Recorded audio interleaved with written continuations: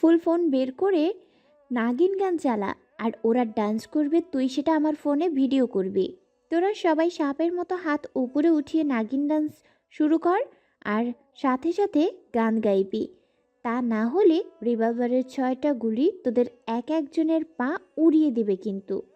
পদ্ম কাঁদো কাঁদো কণ্ঠে বলল, আজকে ছেড়ে দে মা, কেঁদে বাসি। আমি পারবো না নাগিন ডান্স করতে। চুপ শালি, ডান্স কর বলছি, না হলে আগে তোর মাথার খুলি উড়বে। ফুলের ধমক শুনে পদ্মর অবস্থা বেহাল। পদ্ম নাচতে শুরু করে দিল। পদ্মর নাচ দেখে যে যেভাবে পারছে ডান্স করছে, কেউ শুয়ে, কেউ বসে, আবার কেউ সাপের মতো হেলে দুলে। একটু পর থানায় ওসি আসলো, এসে দেখে এই অবস্থা। ঝরা ওসিকে দেখে বলল, এই মালটা বুঝি ওসি? তোকে কি আলাদা করে নিমন্ত্রণ করতে হবে ডান্স করার জন্য? হাত উপরে তোল আর ডান্স শুরু কর, না হলে তোর ভুঁড়ি কিন্তু গুলি মেরে ফুটো করে দিব। আরিফ ওসির পাশে দাঁড়িয়ে বলল, স্যার, নাগিন নাগিন হাত উপরে তুলুন। নাগিন নাগিন আমাদের মতো ডান্স করুন। নাগিন নাগিন মেয়েদের তো খুব ডেঞ্জারাস। নাগিন নাগিন। ওসির বেশ রাগ হচ্ছে এই সমস্ত কর্মকাণ্ড দেখে। আরিফকে একটা ধমক দিয়ে বলল, তোমার মাথা ঠিক আছে? কি হচ্ছে এইসব? আমার মাথায় তো কিছু ঢুকছে না। ওসির ত্রিক্ষি মেজাজ দেখে ঝরা ওসির কাছে এসে মাথায় রিভলভার ঠেকিয়ে বলল, শালা গান নিচে রাখ আর ডান্স শুরু কর বলছি, না হলে সবচেয়ে খারাপ হবে তোর সাথে। আরিফ আবার ওসিকে বলল, নাগিন নাগিন স্যার, নাগিন নাগিন যা বলছি তাই করুন। নাগিন নাগিন এই মৃদু তো কিন্তু যা বলে তাই করে। এবার ওসিও ডান্স করা শুরু করলো। ইয়া বড় ভুড়ি নিয়ে ডান্স করতে কষ্ট হলে ডাকিন ডাকিন বলছে আর ডান্স করছে। ছড়া একটা লাঠি নিয়ে ওসির ভুড়িতে গুঁতো দিয়ে বলল, এই যে ভুঁড়িওয়ালা ওসি, ঘুষ খেয়ে খেয়ে তোর পেটের 12টা বাজাইছিস। তুই তো পুরো কার্টুন ক্যারেক্টার, হানি বানি কার্টুনের ইন্সপেক্টর পান্ডার মতো শরীরটাকে বানিয়েছিস। ঘুষ একটু কম খা।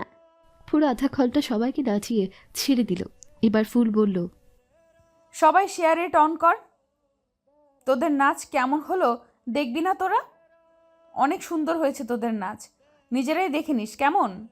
ফুল সবাইকে ভিডিওটা সেন্ড করলো। বের হওয়ার সময় ফুল এসআইকে একটা চোখ মারলো আর বলল, বাই সৌরভ ডার্লিং, ফের আমার সাথে লাগতে আসলে অবস্থা এর থেকেও ভয়ঙ্কর করে ছেড়ে দিব, কথাটা যেন মাথায় থাকে। ওরা দুজন বেরিয়ে গেলে সবাই স্বস্তির নিঃশ্বাস ফেলে। সৌরভ চেয়ারে বসতে বসতে হতাশা ভরা কণ্ঠে বলল, বাপরে বাপ, এরা বেমানুষ নাকি ভিন্ন গ্রহের এলিয়েন? কিছু সময় পর বাইরে থেকে একজন কনস্টেবল ভেতরে এসে বলল, স্যার আমি ভেতরে থাকলে হয়তো ভালো হতো, তাহলে আবার নিতব্য আজ লাল হতো না। ওসি বলল, কি হয়েছে তাই বলো। স্যার, মেয়ে দুটো যাওয়ার সময় আমাদের সবগুলো গাড়ির আর বাইকের পাম্প আমার হাত দিয়ে ছাড়িয়ে দেওয়ায় আর আমার লাঠি দিয়ে আমাকে মেরে আমার নিতম্ব লাল করে দেয়। স্যার, মায়ের স্টাইল দেখে মনে হলো এরা আমাদের মতোই পুলিশ, কোনো সাধারণ মেয়ে মানুষ নয়। আরিফ কনস্টেবল কথা শুনে মনে মনে বলল, সর্বনাশ এসব কি বলছে। আরিফ কথার প্রসঙ্গ চেঞ্জ করার জন্য ওকে ধরে যে চেয়ারে বসালো, তখনই চিৎকার করে বলল, ওহ, আমি বসবো না, খুব ব্যথার নিস্তম্ভে, দাঁড়ানোই ঠিক আছি। নে পানি খা। তুমি মেয়ে দুটোকে চেনো আরিফ? না স্যার। এবার এসআই সৌরভ আরিফের দিকে বড় দৃষ্টি নিক্ষেপ করে বলল, তাহলে আমাকে তখন বারবার ওয়ার্নিং কেন দিচ্ছিলে মেয়ে দুটোর ব্যাপারে? সরাসরি বলো তুমি আমাদের থেকে কি লুকোচ্ছ। স্যার আমি কিছুই লুকাচ্ছি না। আসলে স্যার যেদিন ভ্যাসির ঝামেলার সময় এই মেয়ে দুটোই আমাদের সাহায্য করেছিল। আপনাকে তো বলছিল, তখন থেকে চিনি আর কি। এই দুটো মেয়ে নাকি লেডি মাস্তান, বাবা মান সম্মানের ফালুদা করে ছেড়ে দিল। এমন মেয়ে মানুষ আমার বাপের জন্মেও দেখিনি। আমি এদের মেয়ে মানুষ বলে মানতে পারছি না। বাপরে বাপ, কি মেয়েরা! এদের বাপকে প্রণাম করা উচিত। সামনে পেলে সত্যি সত্যি প্রণাম করতাম। স্যার একটা আমাদের ডিসি স্যারের মেয়ে, আরেকটা একজন আর্মি অফিসারের মেয়ে। ওদিকে ছড়া আর ফুল বাসায় চলে আসলো। পাতা বারবার জিজ্ঞেস করছে, তোদের পুলিশ কেন ধরে নিয়ে গিয়েছিল?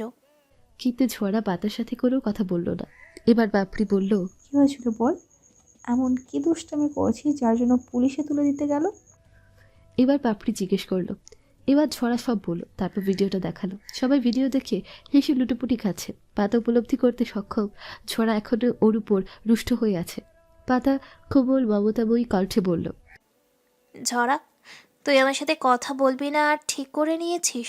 প্লিজ আর রাগ করে থাকিস না, আমার সাথে কথা বল। তুই কথা না বললে আমার ভালো লাগে না। তোর সাথে কথা বলতে ইচ্ছে করছে না, প্লিজ বিরক্ত করিস না। রাত অনেক হয়েছে, ডাইনিংয়ে খাবার লাগা, ক্ষুধা লাগছে অনেক। খেতে না দিলে বল ঘুমিয়ে পড়ি। খেতে দিব না কেন? চল যাই, সবাই মিলে একসাথে খেয়ে আসি। আর একটা কথা বলি সবাইকে, এখন বাড়িতে আমরা মোট 5 জন। 5 জনের রান্নাও অনেক করতে হয়। আমি আর শাপলা পারছি না। কাল থেকে জরা আর ফুল আমাদের সাহায্য করবি। রান্না করে ভার্সিটিতে যেতে দেরি হয়ে যায়। এত চিন্তা করিস কেন? আমি তোদের বড় বোন। বড় বোন থাকতে নো টেনশন। কাল থেকে আমি রান্না করব। তোরা শুধু আমাকে একটু সাহায্য করিস তাহলে হবে। এবার চল খেতে যাই। ওরা ডিনার করে যে যার রুমে চলে যায়। ছড়া ফুলকে একটা গুঁতো বেড়ে বলল, তৈরি হয়ে নে, আজ পেতনি সেজে যাব। কিন্তু বের হব কি করে? গেট তো বন্ধ। এত চিন্তা কেন করিস? ব্যালকনি দিয়ে দড়ি বেয়ে নিচে নামবো। তারপর দুজন তৈরি হয়ে দড়ি বেয়ে নিচে নামলো। দেয়াল টপকে গেটের বাইরে বের হলো। রাত 12টা। ওরা দুজন কাছে চড়ে বসলো। এদিকে জোমালো আসলো। ওরা দুজন দেখলো একটা ট্রাক আসছে। ছড়া লাফ দিয়ে ট্রাকের সামনে পড়লো। সাথে সাথে ট্রাক থেমে যায়। এবার ফুলও নামলো। ড্রাইভারের পাশে থাকা ছেলেটা ট্রাক থেকে নেমে পেথরি পেথরি বলতে বলতে দৌড়ে পালায়। আর ড্রাইভার পেতনির ভয় অজ্ঞান হয়েছে। সোয়া ছড়াকে বেথু থেকে জড়িয়ে ধরে বলল, ইয়েস, ধরে ফেলছি। সত্যিকারের পেতনি কখনো দেখিনি, শুধু গল্পেই শুনেছি। আজ সত্যিকারের পেতনিকে জড়িয়ে ধরলাম। পেতনি, তোমাকে আর ছাড়ছি না। আজ দেখব তোমার কত দম। জোভান ছড়াকে পেছন থেকে জড়িয়ে ধরে বলল। আচমকা জোভান পেছন থেকে অ্যাটাক করবে ছড়া একদমই বুঝতে পারেনি। ছড়া নিজেকে ছাড়ানোর জন্য চেঁচামেচি করছে আর বলছে, ছাড়ুন আমাকে, আমি পেতনি না, আমি মানুষ। এভাবে কেউ পেছন থেকে জড়িয়ে ধরে? জোভান পেতনিকে জড়িয়ে ধরে মনে হচ্ছে বিপদে পড়ে গেছে। সে কৌতূহলী কণ্ঠে বলল, কণ্ঠটা কেমন চেনা চেনা মনে হচ্ছে। মনে হচ্ছে কণ্ঠটা আমার গার্লফ্রেন্ডের। দেখি তো মুখটা। বলে জোভান ছড়ার মুখে লাইট মারল। মুখের উপর টর্চ লাইটের আলো পড়াতে ছড়ার কপালে কয়েকটা ভাঁজ পড়ল। ছড়া খানিক উচ্চ আওয়াজে বলল, কি করছেন আপনি? জোভান আশা করেনি সত্যি পেতরি মেয়েটা ছড়া হবে। জোভানের চরম অবাক ছড়াকে দেখে। উত্তেজিত হয়ে বলল, হ্যাঁ, তুমি এত রাতে এখানে কেন? হ্যাঁ, আমি এখানে। আপনার কোনো সমস্যা? হ্যাঁ, আমার সমস্যা। এত রাতে তোমার এখানে কি কাজ তাই বলো? কোনো ভালো মেয়েরা এত রাত পর্যন্ত বাড়ির বাইরে থাকে না। তা তুমি দেশের কোন কাজ উদ্ধার করতে এত রাতে বাইরে? Answer me, idiot. ছড়া জোভানের ধমকে কিছুটা কম্পিত হলো। এরপর ছড়া রিড রিডে গলায় বলতে শুরু করলো, আজ আমরা দুটো ছেলের কারণে থানায় বন্দি হয়েছিলাম। শুনেছি ওরা দুজন রাতের বেলায় এখানে এসে আড্ডা দেয়, তাই ওদের ভয় দেখাতে এসেছিলাম। কিন্তু আপনি এখানে কেন? আর আমাদের ধমকি বা কেন দিচ্ছেন? আজব ক্যারেক্টার তোমাদের দুজনের। এমন কাজ করবো কেন যার জন্য জেলেবন্দি হতে হবে? মেয়ে মানুষের আচার আচরণ মেয়েলি হওয়া উচিত, কিন্তু তোদের দুজনের মধ্যে তার লেশ মাত্রও নেই। হাব ভাব সবসময় পুরো দস্তুর পুরুষের মতো। এখন তোমরা যথেষ্ট বড় হয়েছো, নিজেদের মধ্যে মেয়েলি স্বভাবটা আনো। আমি এখানে কি করছি সেটা তোমাদের জানতে হবে না। বাসায় চলে যাও। যাচ্ছি যাচ্ছি, এত ধমক দেওয়ার কি আছে? গুন্ডাগিরি সবসময়। ছড়া আর ফুল বাসায় চলে গেল। পরদিন সকাল সকাল পাতার বাবা ও মা আসলো, কারণ প্রিন্সেস স্যারের বাবার ফোন করে বিয়ের প্রস্তাব দিয়েছে। আজ বিকেলবেলা পাতাকে তারা দেখতে আসবে। পাতা, ছড়া, পাপড়ি তিনজনই খুব খুশি হয়েছে বাবা মা দুজনকে দেখে। তারা ফ্রেশ হয়ে নাস্তা করে সোফায় বসলো আর ফুলও ছড়াকে ডাকলো। আবার সাহেব ওদের দুজনকে উদ্দেশ্য করে বলল, জরা, তুমি তো নাম্বার 1 দুষ্টু, সেটা আমি জানি। এখন তোমাদের সাথে যুক্ত হয়েছে ফুলও।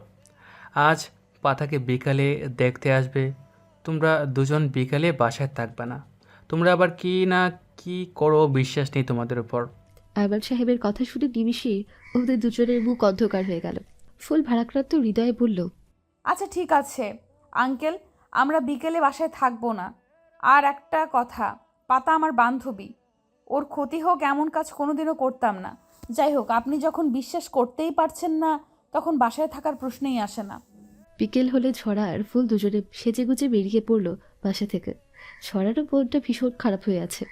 ছড়া বলল, কিছু ভাবছিস? কই যাবি?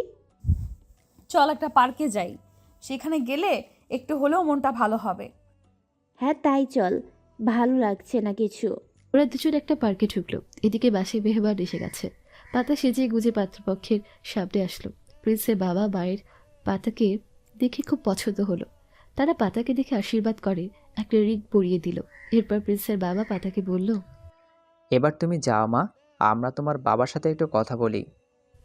পাতা সবাইকে সালাম দিয়ে নিজ কক্ষে চলে গেল। পাতা চলে গেলে শারবাজ সাহেবকে বলল, আপনার মেয়েকে আমাদের খুব পছন্দ হয়েছে, এবার বিয়ের দিন তারিখ ঠিক করা যাক। বিয়েটা তো দিতেই হবে, তাড়াতাড়ি দিলে মনে হয় ভালো হয়। আমি একটা কথা বলতে চাই। জি বলুন। আমার মেয়েকে যখন পছন্দ হয়েছে তখন বিয়েটা আগামী সপ্তাহে হোক। সরকারি চাকরি করি, বুঝতেই তো পারছেন, বারবার ছুটি নেওয়া ঝামেলা। কয়েকদিন পর ছুটি শেষ হয়ে যাবে, তাই আর দেরি করতে চাই না।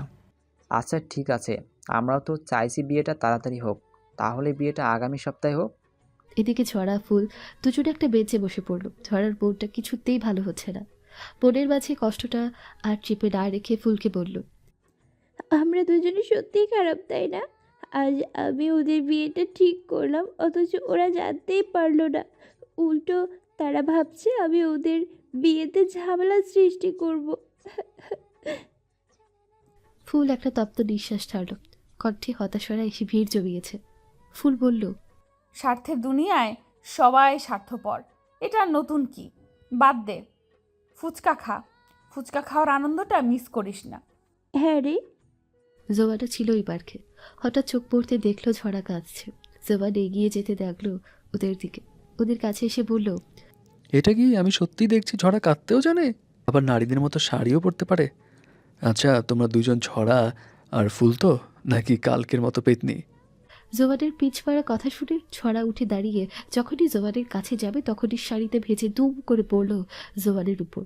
দুজনে নিচে পড়ে আছে। জোবান ছড়ার দিকে এক পলক তাকিয়ে বলল, শাড়ির আঁচলটা একটু ঠিক করো।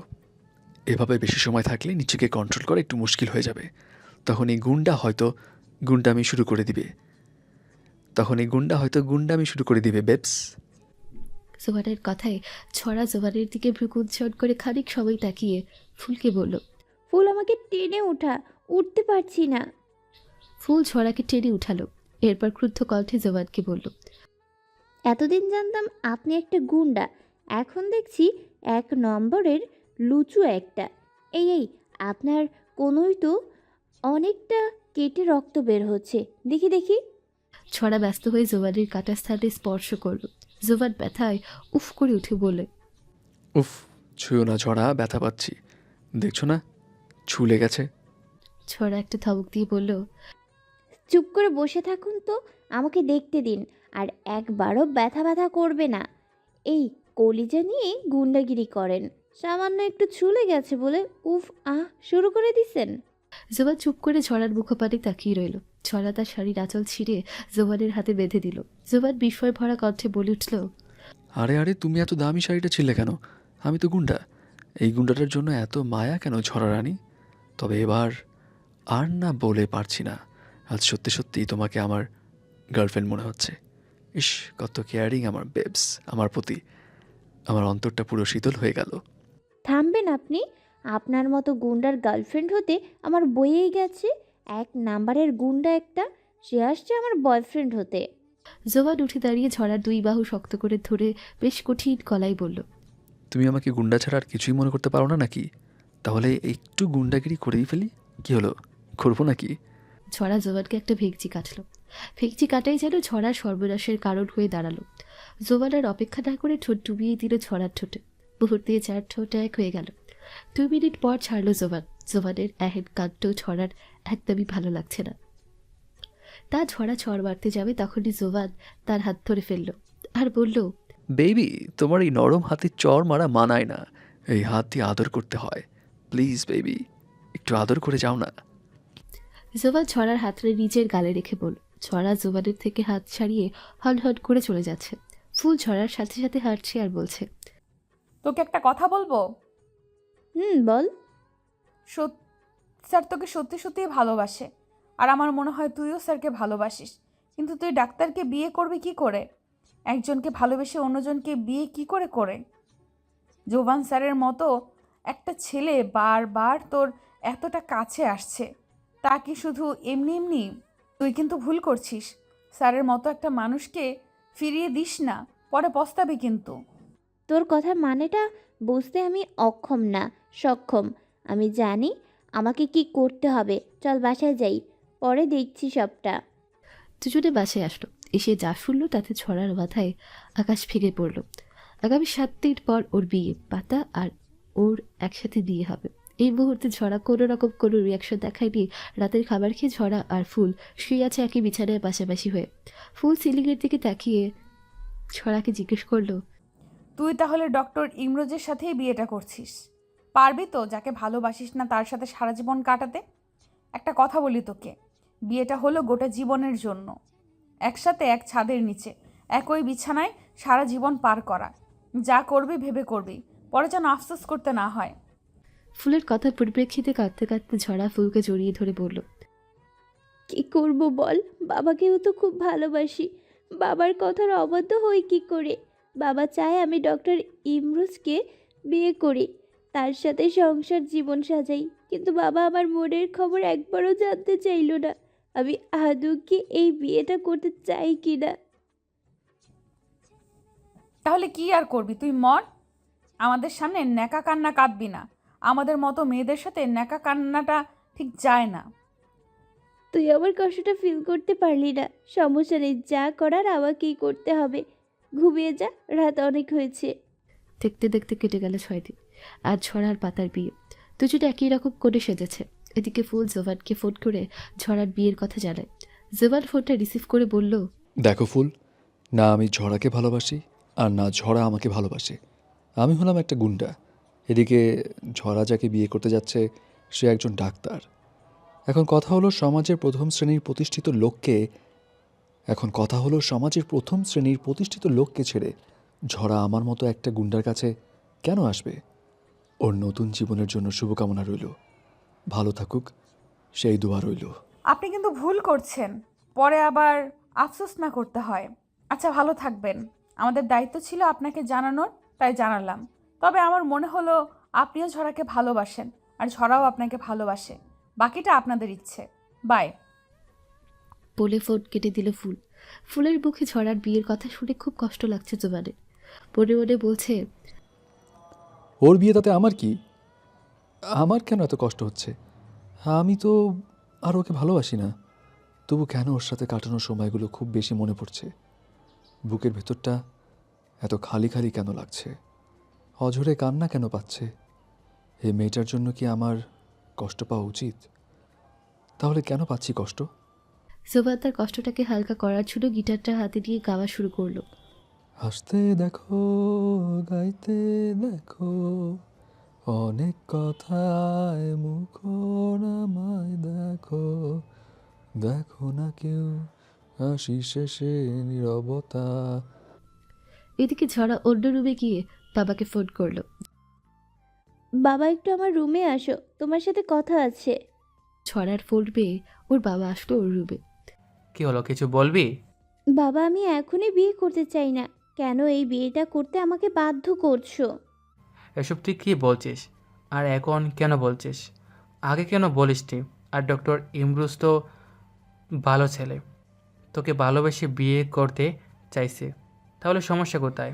বাবা তুমি তো জানো আমি বিয়ে করার জন্য এখনো অনুমতি পাইনি। তাছাড়া যাকে ভালোবাসি না তার সাথে সারা জীবন কাটাবো কি করে? তারপর জোবান সম্পর্কে ঝড়া ওর বাবাকে আরও কিছু বলল। আরবাল সাহেব কিছু সময় কপালে ভাঁজ ফেলে ভেবে বলল, তাহলে তুই এখন কী করতে চাস? আমি পালাবো আর তুমি আমাকে সাহায্য করবে। পাপড়ি আপুকে ডাক্তারের সাথে বিয়ে দাও। ডাক্তার অনেক ভালো মানুষ, আপুকে অনেক সুখে রাখবে। আর তুমিও তো আপুকে বিয়ে দিতে চাইছিলে।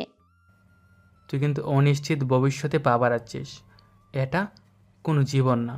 ব্যাপারটা আমার একদমই ভালো লাগছে না। তুমি এত চিন্তা করো না, জীবনে রিস্ক না নিলে ভালো কিছু অর্জন করা সম্ভব না। আমি জোভানকে ফোন করি। এদিকে জোবানের গান গাওয়া শেষ হলে ওর বাবা কাঁধে হাত রেখে জিজ্ঞেস করলো, কি হয়েছে তোর? জোবান বাবার উপস্থিতি টের পেয়ে ঘুরে বাবাকে জড়িয়ে ধরে বলতে লাগলো, বাবা জানো, আজ ঝড়ার বিয়ে। হয়তো এতক্ষণে বিয়ে হয়েও গেছে, কিন্তু আমার কেন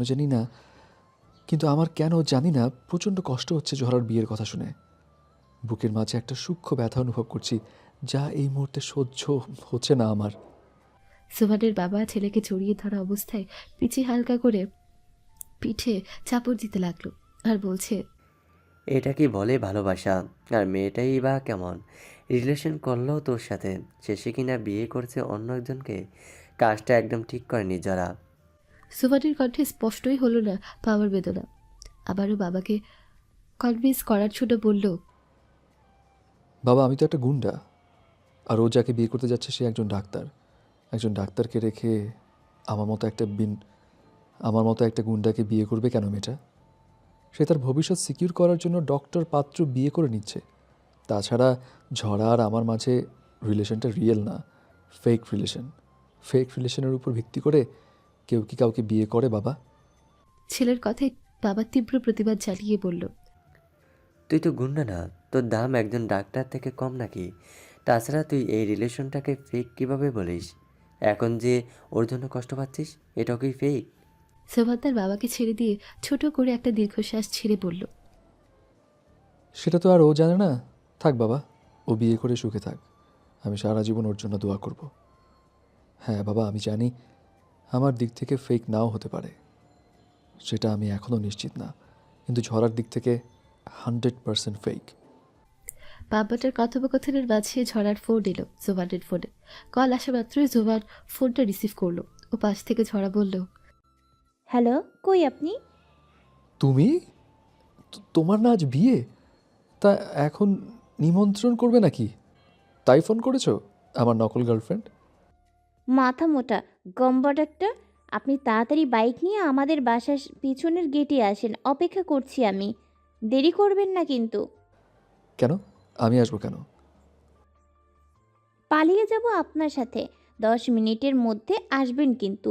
তা না হলে ডাক্তারকে বিয়ে করে নিব বলে দিলাম। 10 মিনিটের বেশি যেন 1 মিনিটও না হয়। যে কয় মিনিট লেট করবে সেই কয় মিনিট শাস্তি পাবেন আপনি। জোবানকে কোনো কথা বলার সুযোগ না দিয়ে ফোনটা ছড়া কেটে দিল। নাজপুর সাহেব ছেলের কাঁধে হাত রেখে প্রশ্ন করল, কে ফোন করেছিল? বাবা ঝড়া ফোন করেছিল। বাবা ও আমাকে বাইক নিয়ে যেতে বলেছে। ও নাকি পালিয়ে যাবে আমার সাথে। এখন আমি কি করব বাবা? মাথায় তো কিছুই আসছে না।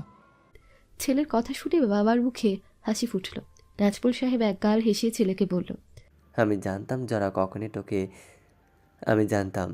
কখনই তোকে ছাড়া অন্য কাউকে বিয়ে করতে পারে না। আমার চোখ ভুল মানুষকে চেনেনি, সঠিক মানুষকে চিনেছে। তুই তাড়াতাড়ি যা ওর কাছে, আর নিয়ে আয় আমার বৌমা বানিয়ে। যাবো বাবা? তুমি বলছো? জোবান বাবাকে জড়িয়ে ধরে একটা চুমু দিয়ে বাইক গিয়ে বেরিয়ে পড়ল। বাবা মনে মনে বলছে, সেই পিকগুলো আজ কাজে আসবে। নাজপুর সাহেব এফপিতে পিক আপলোড দিয়ে ক্যাপশন দিল, আমার ছেলে বড় হয়ে গেছে, গার্লফ্রেন্ড নিয়ে পালাতে শিখেছে। কবে এত বড় হলি তুই বাপ? 10 মিনিটের মধ্যে বাইক দিয়ে জোবান চলে আসলো ঝড়ার কাছে। ছড়া লাফ দিয়ে বাইকে বসে জোবানকে 2 হাতে জড়িয়ে ধরে বলল, যত জোরে পারেন বাইক চালান। এখান থেকে দ্রুত যেতে হবে, না হলে বিপদে পড়ে যাব দুজনেই। মরা শখ হয়েছে নাকি? জোরে বাইক চালালে অ্যাক্সিডেন্ট হয়ে যেতে পারে। বাটাম না খেতে চাইলে পালান, অ্যাক্সিডেন্ট হলে দেখা যাবে। আমার বাবা কিন্তু একজন আর্মি অফিসার। বাবা আমাদের ধরতে পারলে ঠ্যাং ভেঙে খোঁড়া করে রেখে দেবে। ঠিক আছে, যাচ্ছি। তুমি আমাকে শক্ত করে ধরে বসো। শক্ত করেই তো ধরেছি, আরও বেশি শক্ত করে ধরবো? হ্যাঁ ধরো। তুমি ভালো করে জড়িয়ে ধরলেই তো শরীরে জোর আসবে, আর বাইকও জোরে চালাতে পারবো।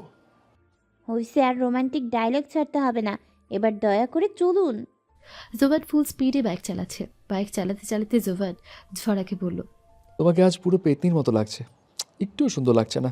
অন্তত আমার জন্য একটু সুন্দর করে সাজতে পারতে। জোবানের কথায় ঝড়ার বড় ক্ষুব্ধ হলো।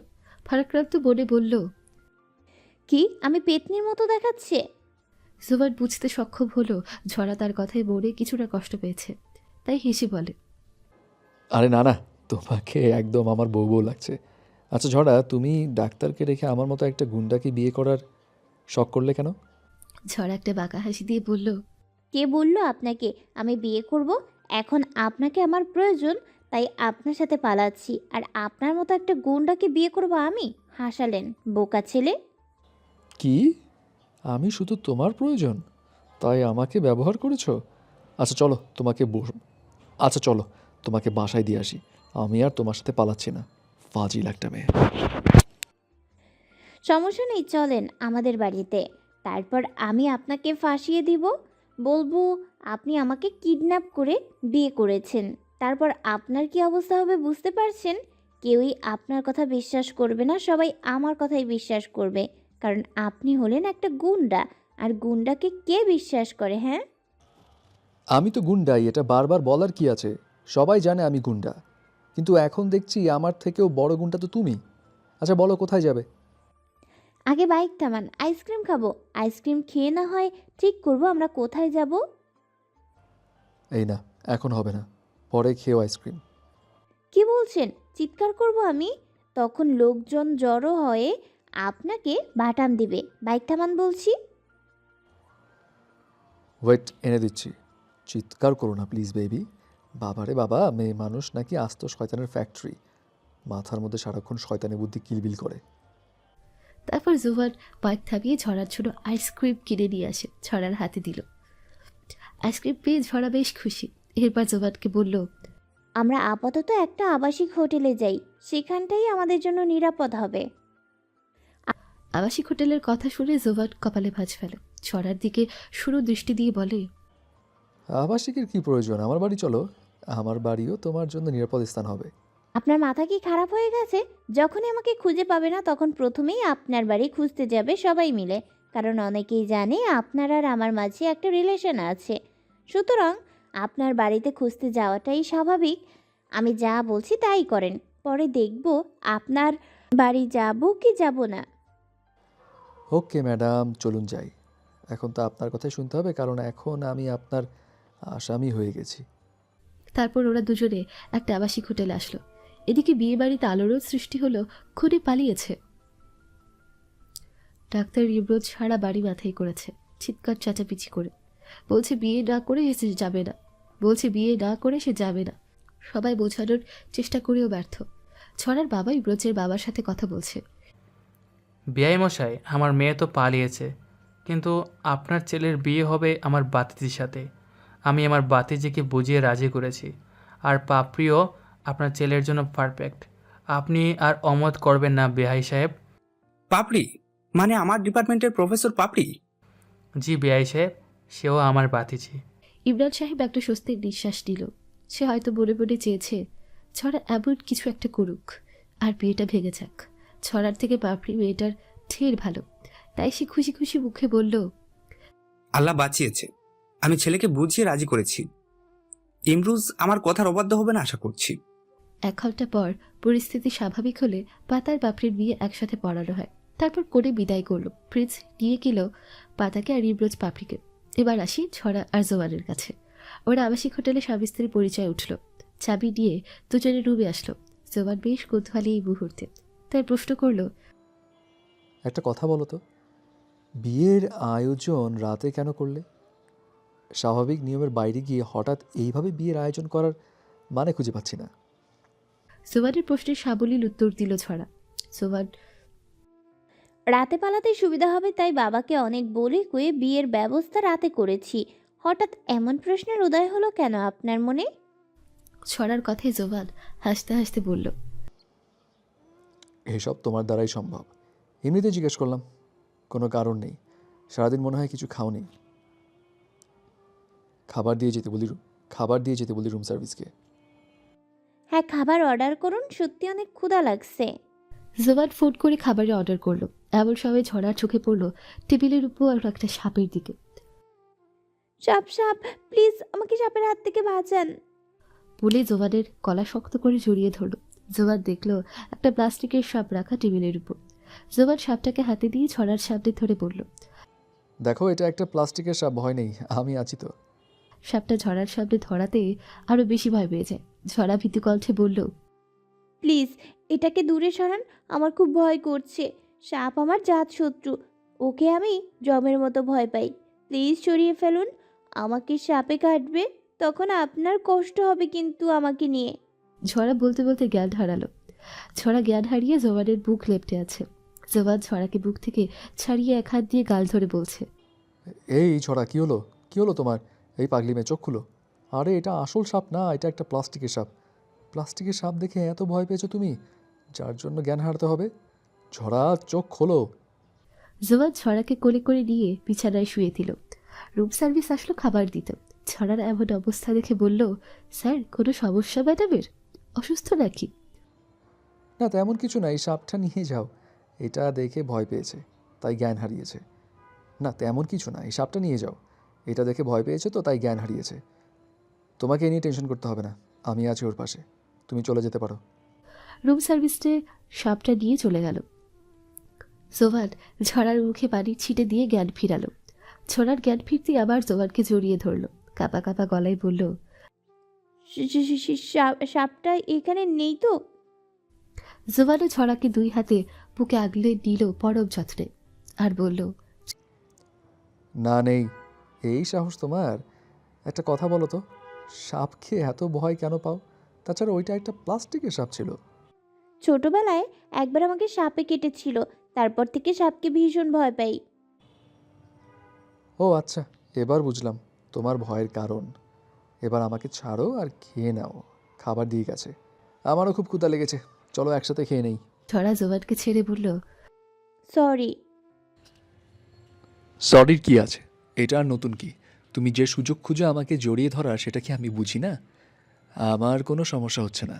আমার মতো একটা হ্যান্ডসাম ছেলের সামনে থাকলে যে কোনো মেয়েই আমার বুকে ঝাঁপিয়ে পড়তে চাইবে। আর সেখানে তুমি আমার গার্লফ্রেন্ড, তোমার জন্য তো আমার বুক উন্মুক্ত করে রেখেছি।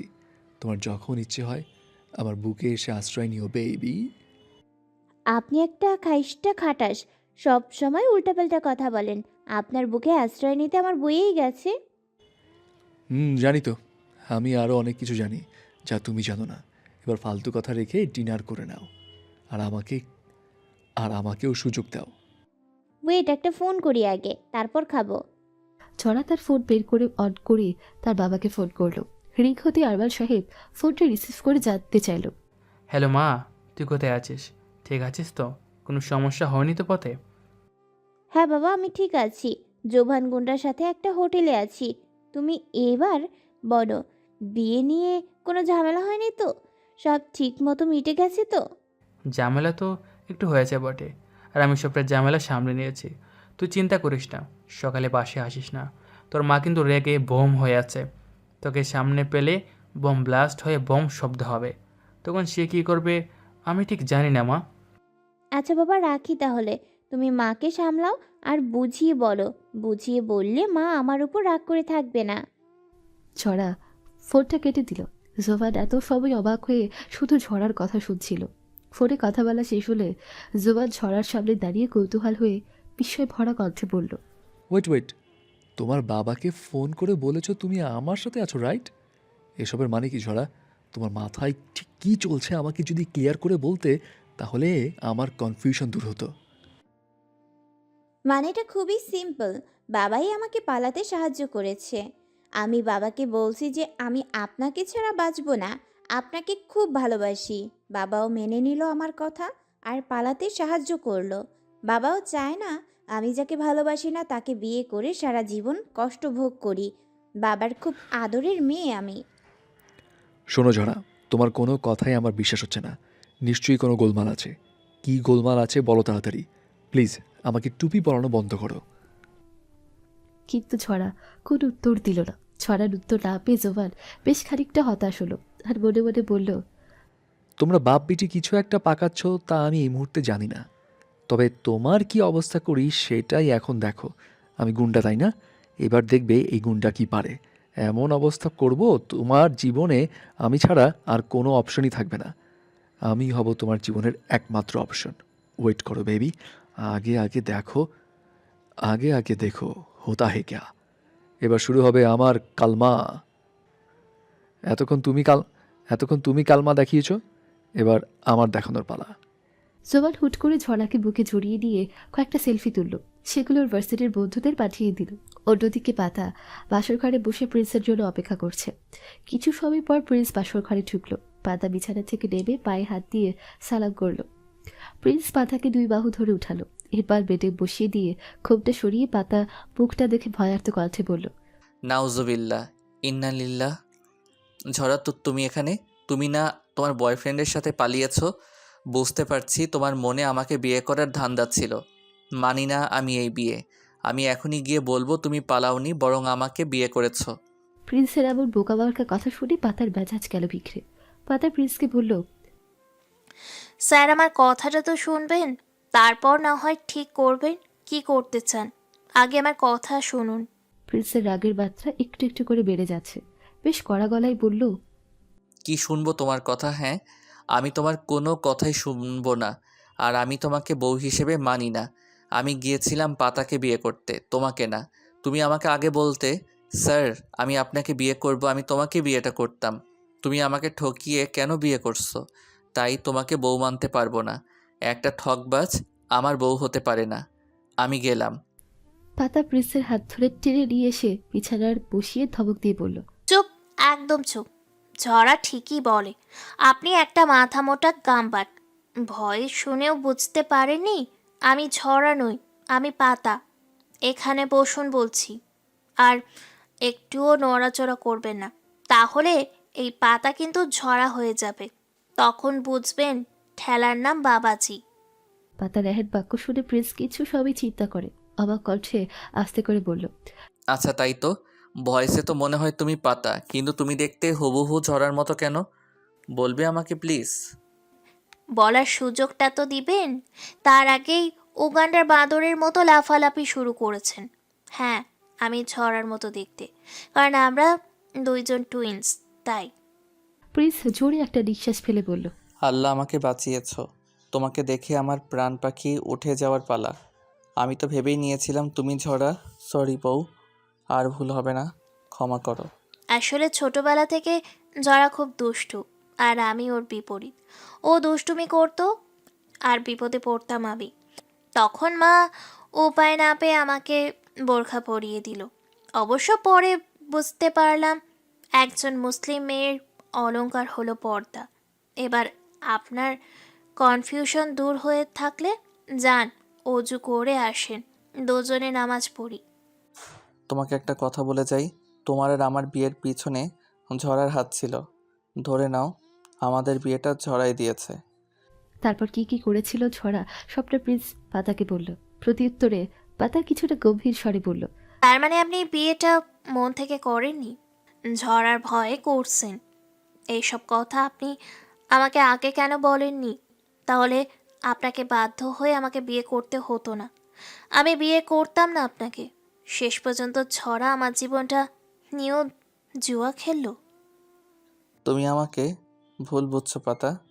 আমি বাধ্য হয়ে তোমাকে বিয়ে করিনি, তবে ভালোবেসেও কিন্তু করিনি। ঝরা যখন তোমাকে বিয়ে করার কথা বলল, তখন ভেবে দেখলাম তোমার মতো একটা মেয়ে আমার লাইফ পার্টনার হওয়ার জন্য পারফেক্ট। তাই বাবা মাকে পাঠিয়ে দিলাম তোমাদের বাড়িতে। তুমি ঝরাকে ব্লেম দিও না। ঝরা তোমার উজ্জ্বল ভবিষ্যতের জন্যই তো আমার সাথে বিয়ে দেয়। পাতা একরাশ অভিমান নিয়ে কাল ফুরিয়ে বলল, ও আচ্ছা, তাহলে আপনি যেই দিন আমাকে ভালোবাসতে পারবেন সেই দিন আপনার কাছে আসবো। এবার তাহলে ঘুমিয়ে পড়েন। পাতা এমন কিছু বলবে সেটা যেন প্রিন্স আশাই করেনি। সে এবার নিজের চালাকির কাছে ধরা খেয়ে গেল। প্রিন্স অসহায় মেয়েদের মতো মুখটাকে অন্ধকার করে লো ভয়েসে বলল, এমন কথা বলো না প্লিজ বউ। জীবন যৌবনে যে ভাটা পড়ে যাবে। বয়স হয়েছে, এখনো যদি বউয়ের সঙ্গ না পাই তাহলে আর কবে পাবো? প্রিন্স মনে মনে বলল, তোমাকে তো আমি ভালোবাসি তোমার ইন্টার লাইফ থেকে। আমি জানতাম তুমি ঝড়ার বান্ধবী, তাই কখনো সাহস হয়নি ভালোবাসার কথা বলতে, এখন আবার নতুন করে ভালোবাসতে বলছো। ঝড়ার ভয়ে ভালোবাসার কথা প্রকাশ করতে পারিনি, কারণ ও হাটে হাড়ি ভাঙে, আমাকে অকওয়ার্ড পরিস্থিতির মুখোমুখি হতে হতো। এদিকে ছড়া আর জোবান খাবার খেয়ে বিছানায় শুয়ে পড়ল। মাঝে একটা বালিশ দিয়ে দিল ছড়া। বালিশটা দেখে জোবান বলল, মাঝখানে ইন্ডিয়া পাকিস্তানের বর্ডার দিয়ে কী লাভ? তুমি তো সেই বর্ডার ক্রস করে সানিয়া মির্জার মতো শোয়েব মালিকের বুকে চলে আসবে। মিলিয়ে নিও আমার কথা। চুপ, একদম চুপ। আর একটা কথা বললে কিন্তু আপনার খবর আছে। চুপচাপ ঘুমান। গুন্ডার আবার শখ হয়েছে সোয়েব মালিক হওয়ার। শালা গুন্ডা। জোবানের বন্ধুরা পিকুলে এফবিতে পোস্ট করে ক্যাপশন দিল, বেলকানি থেকে করে পালিয়ে বয়ফ্রেন্ডের সাথে হোটেলে রাত্রিবাস। সকালবেলা জোবানের আগে ঘুম ভাঙল। আজও ছড়া জোবানের বুকে মাথা রেখে জড়িয়ে ঘুমাচ্ছে, কিন্তু আজ ছড়া শাড়ি পরা অবস্থায় ঘুমাচ্ছে। শাড়ি পেট আর বুক থেকে সরে যাওয়ার কারণে ছড়ার থপথপে সাদা পেট দেখাচ্ছে। জোবান এক পলক তাকিয়ে বলল, নাউজুবিল্লাহ। বলে ছড়াকে ধাক্কা দিয়ে সরিয়ে দিয়ে বলল, তোমার শাড়ি ঠিক করে নাও, শাড়ি ঠিক নেই তোমার। ছড়া লাফ দিয়ে উঠে শাড়ি ঠিক করলো। ফ্রেশ হয়ে নাও। আজও কি এখানে থাকার চিন্তা আছে নাকি? না, এখানে কেন থাকবো? বাসায় তো যাওয়া যাবে না, পাতার বাড়ি যাব। বান্ধবীর নতুন বিয়ে হয়েছে, যেখানে যাওয়া সেখানে যাওয়া কি ঠিক হবে তোমার? কে বললো পাতা আমার বান্ধবী? ও আমার বোন, আমরা টুইন। এখন ওর বাড়ি ছাড়া যে আর যাওয়ার জায়গা নেই। আচ্ছা, আমি ফ্রেশ হয়ে আসি। একটা কথা বলবো? বলুন। আমার বাবা ধরেই নিয়েছে তুমি আমাকে বিয়ে করবে, তাই পালিয়েছো। এখন বাবাকে কি বলবো? তুমি যদি আমার বাবার সামনে গিয়ে দেখা করে আসতে তাহলে ভালো হতো। আমার বাবা তোমার অপেক্ষায় বসে থাকবে, আর আমিও বলে এসেছি তোমাকে নিয়ে বাড়ি ফিরে যাব।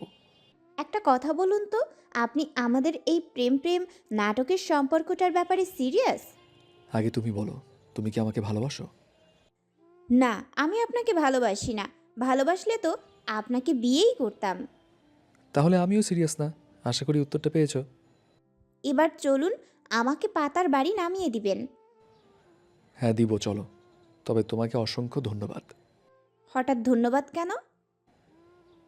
কালকের রাতটা আমাকে উপহার দেওয়ার জন্য। মানে কি কি বলতে চাইছেন আপনি? আপনাকে কালকের রাতটা উপহার দিয়েছি মানে? মানেটা এখন না জানে মান, পরে বুঝতে পারবে। এখন চলো, তোমাকে পৌঁছে দিয়ে আমাকে বাসায় ফিরতে হবে। বাবাকে তো বুঝতে হবে, বাবাকে তো বুঝাতে হবে তুমি আমাকে ভালোবাসো না, আমাকে ব্যবহার করার জন্য ডেকেছো, এক রাতের সঙ্গী করার জন্য। জোবানের কথার পরিপ্রেক্ষিতে ছড়া একটা ভেঙচি কেটে বলল, যত সব আজাইরা বাকওয়াস।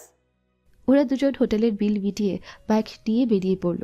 একটু পর জোবান ছড়াকে পাতার বাড়ির সামনে নামিয়ে দিল। ছড়া জোবানকে একটা ধন্যবাদও দিল না। বাইক থেকে নেমে সরাসরি পাতার বাসার ভেতর ঢুকে পড়ল আর জোরে জোরে পাতা পাতা বলে ডাকা শুরু করলো। পাতা, পাতা, কই তুই? কোথায় আছিস তুই? পাতাকে ডাকতে ডাকতে ছড়া লিভিং রুমের সোফায় বসে পড়ল। ছড়ার ডাক শুনে সবাই এসে হাজির হলো। ছড়াকে বউ সাজা অবস্থায় দেখে ভূত দেখার মতো চমকে উঠল সবাই। পাতার শাশুড়ি ছড়াকে বলল, বৌমা, তুমি তো এইমাত্র নিচে এসে সবাইকে চা বানিয়ে খাইয়ে উপরে গেলে, এর মধ্যে বউ সাজলে কখন? তোমাকে আবার ভূতে ধরেনি তো? আর নিজের নাম ধরে নিজেই কেন ডাকছিলে? ছড়া সবার মুখের দিকে একবার করে তাকাচ্ছে আর সবার মুখের এক্সপ্রেশন বোঝার চেষ্টা করছে।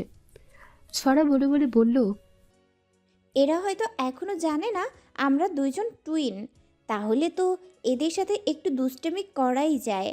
আর তার আগে একটু পাতার খোঁজ নিয়ে আসি। ভদ্রমহিলা কি যেন বলল উপরে? হ্যাঁ, তাহলে উপরেই চলে যাই, দেখা করে আসি শাকচুন্নির সাথে। ছড়া কারো সাথে কোনো কথা না বলে উপরে চলে গেল। পাতা রুম খুঁজে বের করে, কোনো কিছু চিন্তা না করে ঝুঁকে পড়ল রুমে।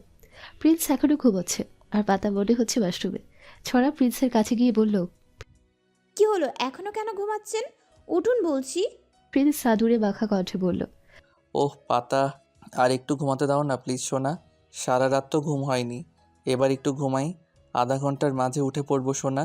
ছড়া প্রিন্সের এমন আহ্লাদি কণ্ঠ শুনে একটা ভেঙচি কাটল আর মনে মনে বলল, বাপরে বাপ, এক রাতেই একদম সোনা হয়ে গেল। একেই বলে power of married relation. Prince উঠছে না দেখে ঝড় আবারও বলল, উঠবেন নাকি ওয়াশরুমে নিয়ে যাব, তারপর পানিতে ভিজিয়ে দিব, তখন সমস্ত ঘুম পালিয়ে যাবে সোনা পাখি। প্রিন্স চোখ ফেলে ঝড়ার দিকে তাকিয়ে বলল এবং ঘোর লাগা নেশালো কণ্ঠে বলতে শুরু করলো। কি হলো সোনা বউ, সকালবেলা আবার বউ সাজালে কেন? বলে ঝড়ার হাত ধরে টান দিয়ে বুকের উপর দিল প্রিন্স। নাকের সাথে নাক ঘষে বলল, তোমার আবার বাসর করার শখ হলো বুঝি? চলো আর একবার হয়ে যাক। ছড়াও কি কম যায়, সেইবার প্রিন্সের সদ্য গোষ্ঠী উদ্ধার করতে ব্যস্ত হয়ে পড়ল। এই শালা উগন্ডার উল্লুক লুচুত তার ছিঁড়া হনুমান লেজ আলা উতুম, সারা রাত বাসর করেও শাক মেটেনি, করাচ্ছি তোকে বাসর, কত বাসর করতে পারিস আমিও দেখব। ছড়ার এমন আক্রমণাত্মক বাক্যে প্রিন্সের ঘুম গেল উড়ে। প্রজুগাল কুঞ্চন করে ঝড়ার দিকে তাকিয়ে বলল, হঠাৎ তুমি ঝরা হয়ে গেলে কি করে? এসব কথা তো ঝরা বলে, তুমি কেন বলছো জান? এমন সময় ঝড়া ওয়াশরুম থেকে বের হয়ে এই সব দেখে পাতা চিৎকার করে বলে উঠল, ঝরা, তুই এখানে কি করছিস? প্রিন্স ভূত দেখার মতো চমকে উঠল। ছড়াকে বুকের উপর থেকে সরিয়ে এক লাফ দিয়ে উঠে বসল। ছড়াও সরে গিয়ে বেডে বসে পড়ে আর বলে, তোর স্বামীর শখ হয়েছে আমার সাথে বাসর করার, শখটা মিটিয়ে দেই পাতা। শালি দুলাভাইয়ের বাসর দিন, তবে বাসরটা হবে আমার স্টাইলে, নিতম্বে আর পিঠে বাটামের মাধ্যমে। পাতা ধরেই নিয়েছে ঝড়া সত্যি সত্যি ওর স্বামীকে মারবে, তাই বলল, এই না, তুই আমার স্বামীর সাথে কোনো প্রকার দুষ্টুমি করবি না। তুই না জোভা গুন্ডার সাথে পালিয়েছিলি, তাহলে এখানে কেন? শ্বশুর বাড়ি যা। নাকি জোভান গুন্ডা তোকে বিয়ে করেনি? হ্যাঁ, আমি জোভান গুন্ডার সাথে যে পালিয়েছি সেটা তুই জানলি কি করে? আমি তো কাউকে কিছুই বলিনি। এখানে না জানার কি আছে? পাগলেও বোঝে তুই ওই গুন্ডার সাথেই পালিয়েছিস, কারণ তোর রিলেশন তো গুন্ডাটার সাথেই ছিল। ও আচ্ছা, তুই তো আবার অনেক ইন্টেলিজেন্ট মেয়ে মানুষ। এত সময় প্রিন্স ঝড়ার দিকে হা হয়ে তাকিয়েছিল, তারপর আবদা আবদা করে বলতে লাগলো, তো তুমি এত সকাল সকাল আমাদের বাড়ি আসলে কি করে? জিজু, আপনার সাথে পরে কথা বলছি, আগে চেঞ্জ করে আসি। পাতা, তোর জামা কাপড় দে তো। এখানে আমার জামা নেই, শাড়ি আছে, সেটাই পরতে হবে। তাই দে। পাতা ঝড়াকে শাড়ি বের করে দিলেও সাবা নিয়ে ফ্রেশ হয়ে আসেও। এরপর বেডে বসতে বসতে বোন জিজুকে বলে, পাতা, জিজু, আমার একটা প্ল্যান আছে। কি প্ল্যান? তোমাদের বাড়িতে আমাকে কেউ চিনে না, আগে পাতা নিচে যাবে, তারপর তুমি আর আমি যাব। আমরা দুই বোন ঝগড়া বাঁধাবো কে পাতা সেটা নিয়ে। আচ্ছা, তার আগে তুমি তোমার পরিবারের সকলের পিক দেখিয়ে পরিচয় করাও। ছড়ার আইডিয়াটা প্রিন্সের বেশ ইন্টারেস্টিং লাগলো, তাই সে এক্সাইটেড হয়ে বলল, গুড আইডিয়া, আমি রাজি। কিন্তু পাতা মুখে একরাশ বিরক্তির ছাপ ফেলে বলল, এসবের মধ্যে আমি নেই, এটা করা একদম ঠিক হবে না, তাই এইসব করার কোনো দরকার নেই। তুই একটা নিরামিষ, সারা জীবন একই রকমভাবে দিনগুলো কাটাচ্ছিস কেন রে? তোর মনের মাঝে কি কোনো শখ আল্লাহ কি দেয়নি নাকি? আরে ঝরা, তুমি ওর কথা বাদ দাও তো, আমি রাজি। এবার পাতা, তুমিও রাজি হয়ে যাও প্লিজ সোনা। আচ্ছা, তুমি বলছো বলে রাজি হলাম, না হলে এই সমস্ত ফালতু কাজ আমি কোনো দিন করিনি আর করতামও না। এই সমস্ত ঝড়ার দ্বারাই সম্ভব, আমার দ্বারা না। হ্যাঁ জানি তো, তুই একটা 80 বছরের মুরব্বী মহিলা। আচ্ছা বাদ দে, রাজি যখন হয়েছিস তখন প্রথমে তুই নিচে যা পাতা, তারপর আমি আর জিজু আসছি। পাতা নিচে গেল শাশুড়ি মায়ের সাথে সকালে নাস্তা বানানোর জন্য সাহায্য করতে। ওদের পরিবারে আছে বাবা মা, প্রিন্সের ছোট বোন। ওদের পরিবারে আছে বাবা মা, প্রিন্সের ছোট দুইজন ভাই আর একজন বোন। ভাইরা হলো পরশ, পিয়াল আর বোন হলো পিউ। একটু পর প্রিন্স আর ছড়া দুজনে হাত ধরাধরি করে সিঁড়ি থেকে নিচে নামছে। সবার ওদের দিকে তাকাতে অনেকটা অবাক হয়ে একবার পাতার দিকে তাকায় তো একবার ঝড়ার দিকে তাকায়। পরশ অবাক কণ্ঠে বলে, মা, পিয়াল, পিউ, বাবা, আমি যা দেখছি তোমরা কি তাই দেখছো? হ্যাঁ মেজো ভাইয়া, আমি শিওর এদের মধ্যে একজন পেতনি, বাকিজন আমাদের ভাবি। মামা, আমাদের বাড়িতে ভাবির সাথে সাথে পেতনি আসছে। ছড়া পাতার কাছে এসে বলল, এই মেয়ে কে তুমি, আর এইখানে বা কি করছো? তুমি কে? আমি তো পাতা। আর তুমি আর বরের সাথে কি করছো? আমি হলাম পাতা, তুমি নও। মিথ্যা কেন বলছো? আর উনি হলেন আমার বর, তোমার না। দুজন তুমুল ঝগড়া বাঁধিয়ে দিল স্বামীকে নিয়ে। বাড়ির সবাই তো ভয়ে শেষ। মা বাবাকে বলল তাড়াতাড়ি ওঝা ডাকো, পেতনি ডাকতে হবে। তাড়াতাড়ি ওঝা ডাকো, পেতনি তাড়াতে হবে। আবার খুব ভয় করছে। পিউ ভয় ভয় বলল, মা, আমি একটা ঝাড়ু নিয়ে আসি।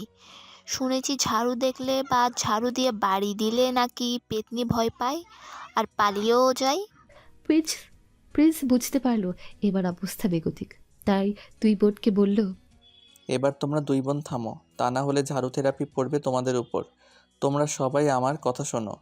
দুই বোন কথাটা শুনে সবাই চুপ হয়ে গেল। পরশ বলল, দুই বোন মানে? বলছি, আগে আমাকে বলার তো সুযোগ দে। প্রিন্সের বাবা বলল, বল, কি বলবি?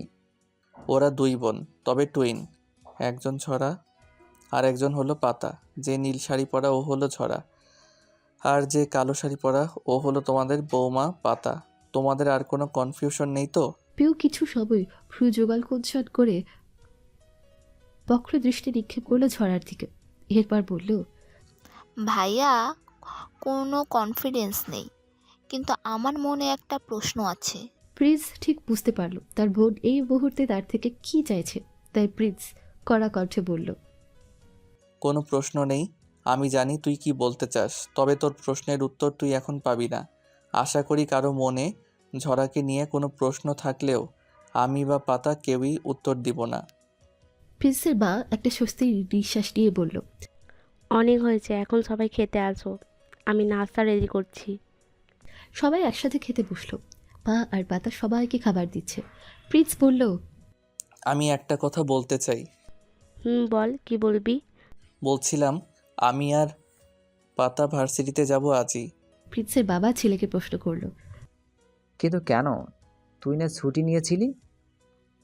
প্রিন্স বাবা প্রশ্নের উত্তর না দিয়ে ডাইনিকে সবার দিকে দৃষ্টিপাত করছে। পিয়াল খাওয়া বাদ দিয়ে ফোন ঘাটায় ব্যস্ত। খাওয়া বাদ দিয়ে ফোন ঘাটা প্রিন্সের একদম পছন্দ না। প্রিন্স পিয়ালকে ঝরে একটা ধমক দিয়ে বলল, পিয়াল, তুই কি খাবার সময়ও ফোন ঘাটাটা বাদ দিবি না? আমার কিন্তু খুব রাগ হচ্ছে। খাবারটা অন্তত ঠিক মতো খা। পিয়াল ফোন ঘাটা বাদ দিল না, বরং বেশ উৎসাহ নিয়ে বলল, ভাইয়া, নিউজ ফিল্ডে বেশ চমকানো একটা গ্রসিপ পেলাম। তুমি তোমার কথা শেষ করো, তারপর আমি আমার বোমাটা ফাটাবো। হ্যাঁ, যা বলতে চেয়েছিলাম। বাবা, তুমি তো জানো আমার স্বনামধন্য শালিকা বিয়েতে মস্ত বড় একটা ঝামেলা পাকিয়ে রাখছে। আমাদের ডিপার্টমেন্টের চেয়ারম্যানের স্যারের ছেলের সাথে ঝড়ার বিয়ে হওয়ার কথা ছিল। বিয়েটা ঝড়ার সাথে হয়নি ঠিকই, কিন্তু আমার কলিগ পাপড়ি ম্যামের সাথে হয়েছে। চেয়ারম্যান স্যার আর পাপড়ি ম্যাম দুজনেই ছুটিতে আছে। সামনে প্রথম বর্ষের একটা পরীক্ষা আছে, তাই ভার্সিটিতে যেতেই হবে। তাহলে তুই যা, বৌমার যাওয়ার কি দরকার?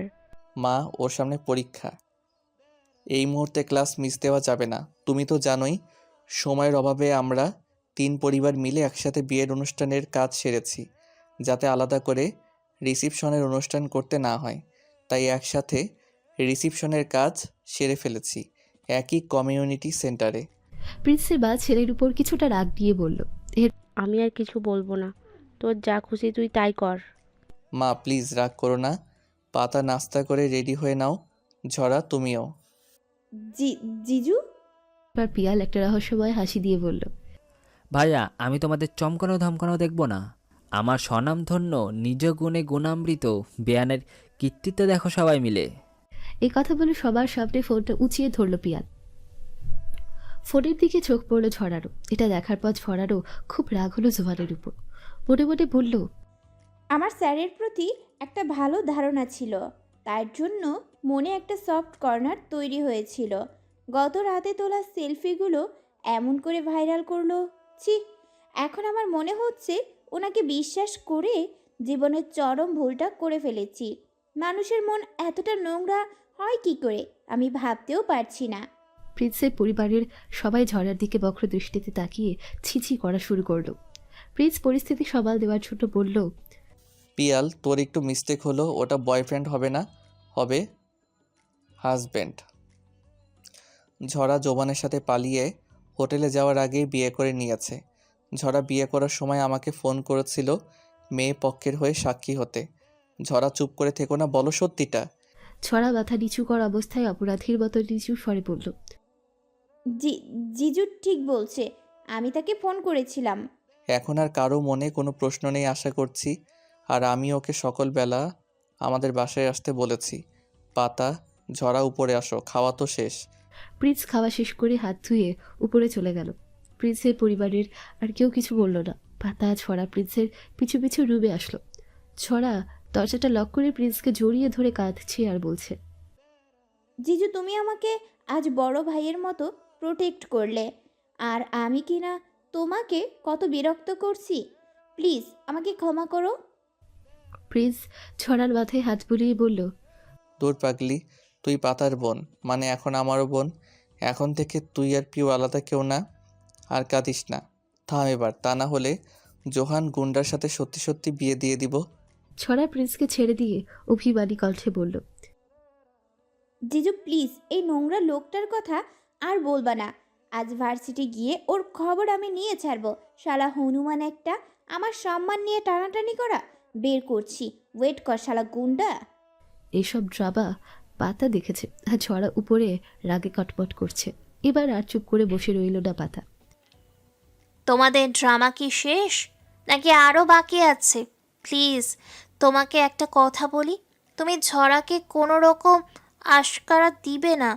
ও বাবার আদর পেয়ে পেয়ে বাদরে পরিণত হয়েছে, এখন তুমিও ওকে আদর দিয়ে মাথায় তুলো না।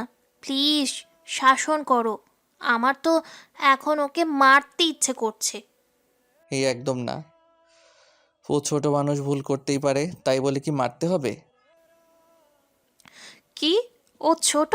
আমি বারবার ওকে নিষেধ করছি, জবানের সাথে মিশিস না, ও একটা গুন্ডা, তোর চরম সর্বনাশ করে দিবে। হলো তো তাই, মান সম্মান খোয়ানোর বাকি রইল কি? এই সমস্ত জানার পর আর কোনো ছেলে ওকে বিয়ে করব? তুমিই বলো। গুন্ডার সাথে রাত কাটিয়ে এসে বলছে ওর নাম আমার সামনে বলবে না। আজই বাবাকে বলবো যাতে ওকে গুন্ডার সাথে বিয়ে দিয়ে দেয়। খুব শখ গুন্ডার গার্লফ্রেন্ড হওয়ার, তাই না? এবার শখ মিটলো তো, বেয়াদব একটা।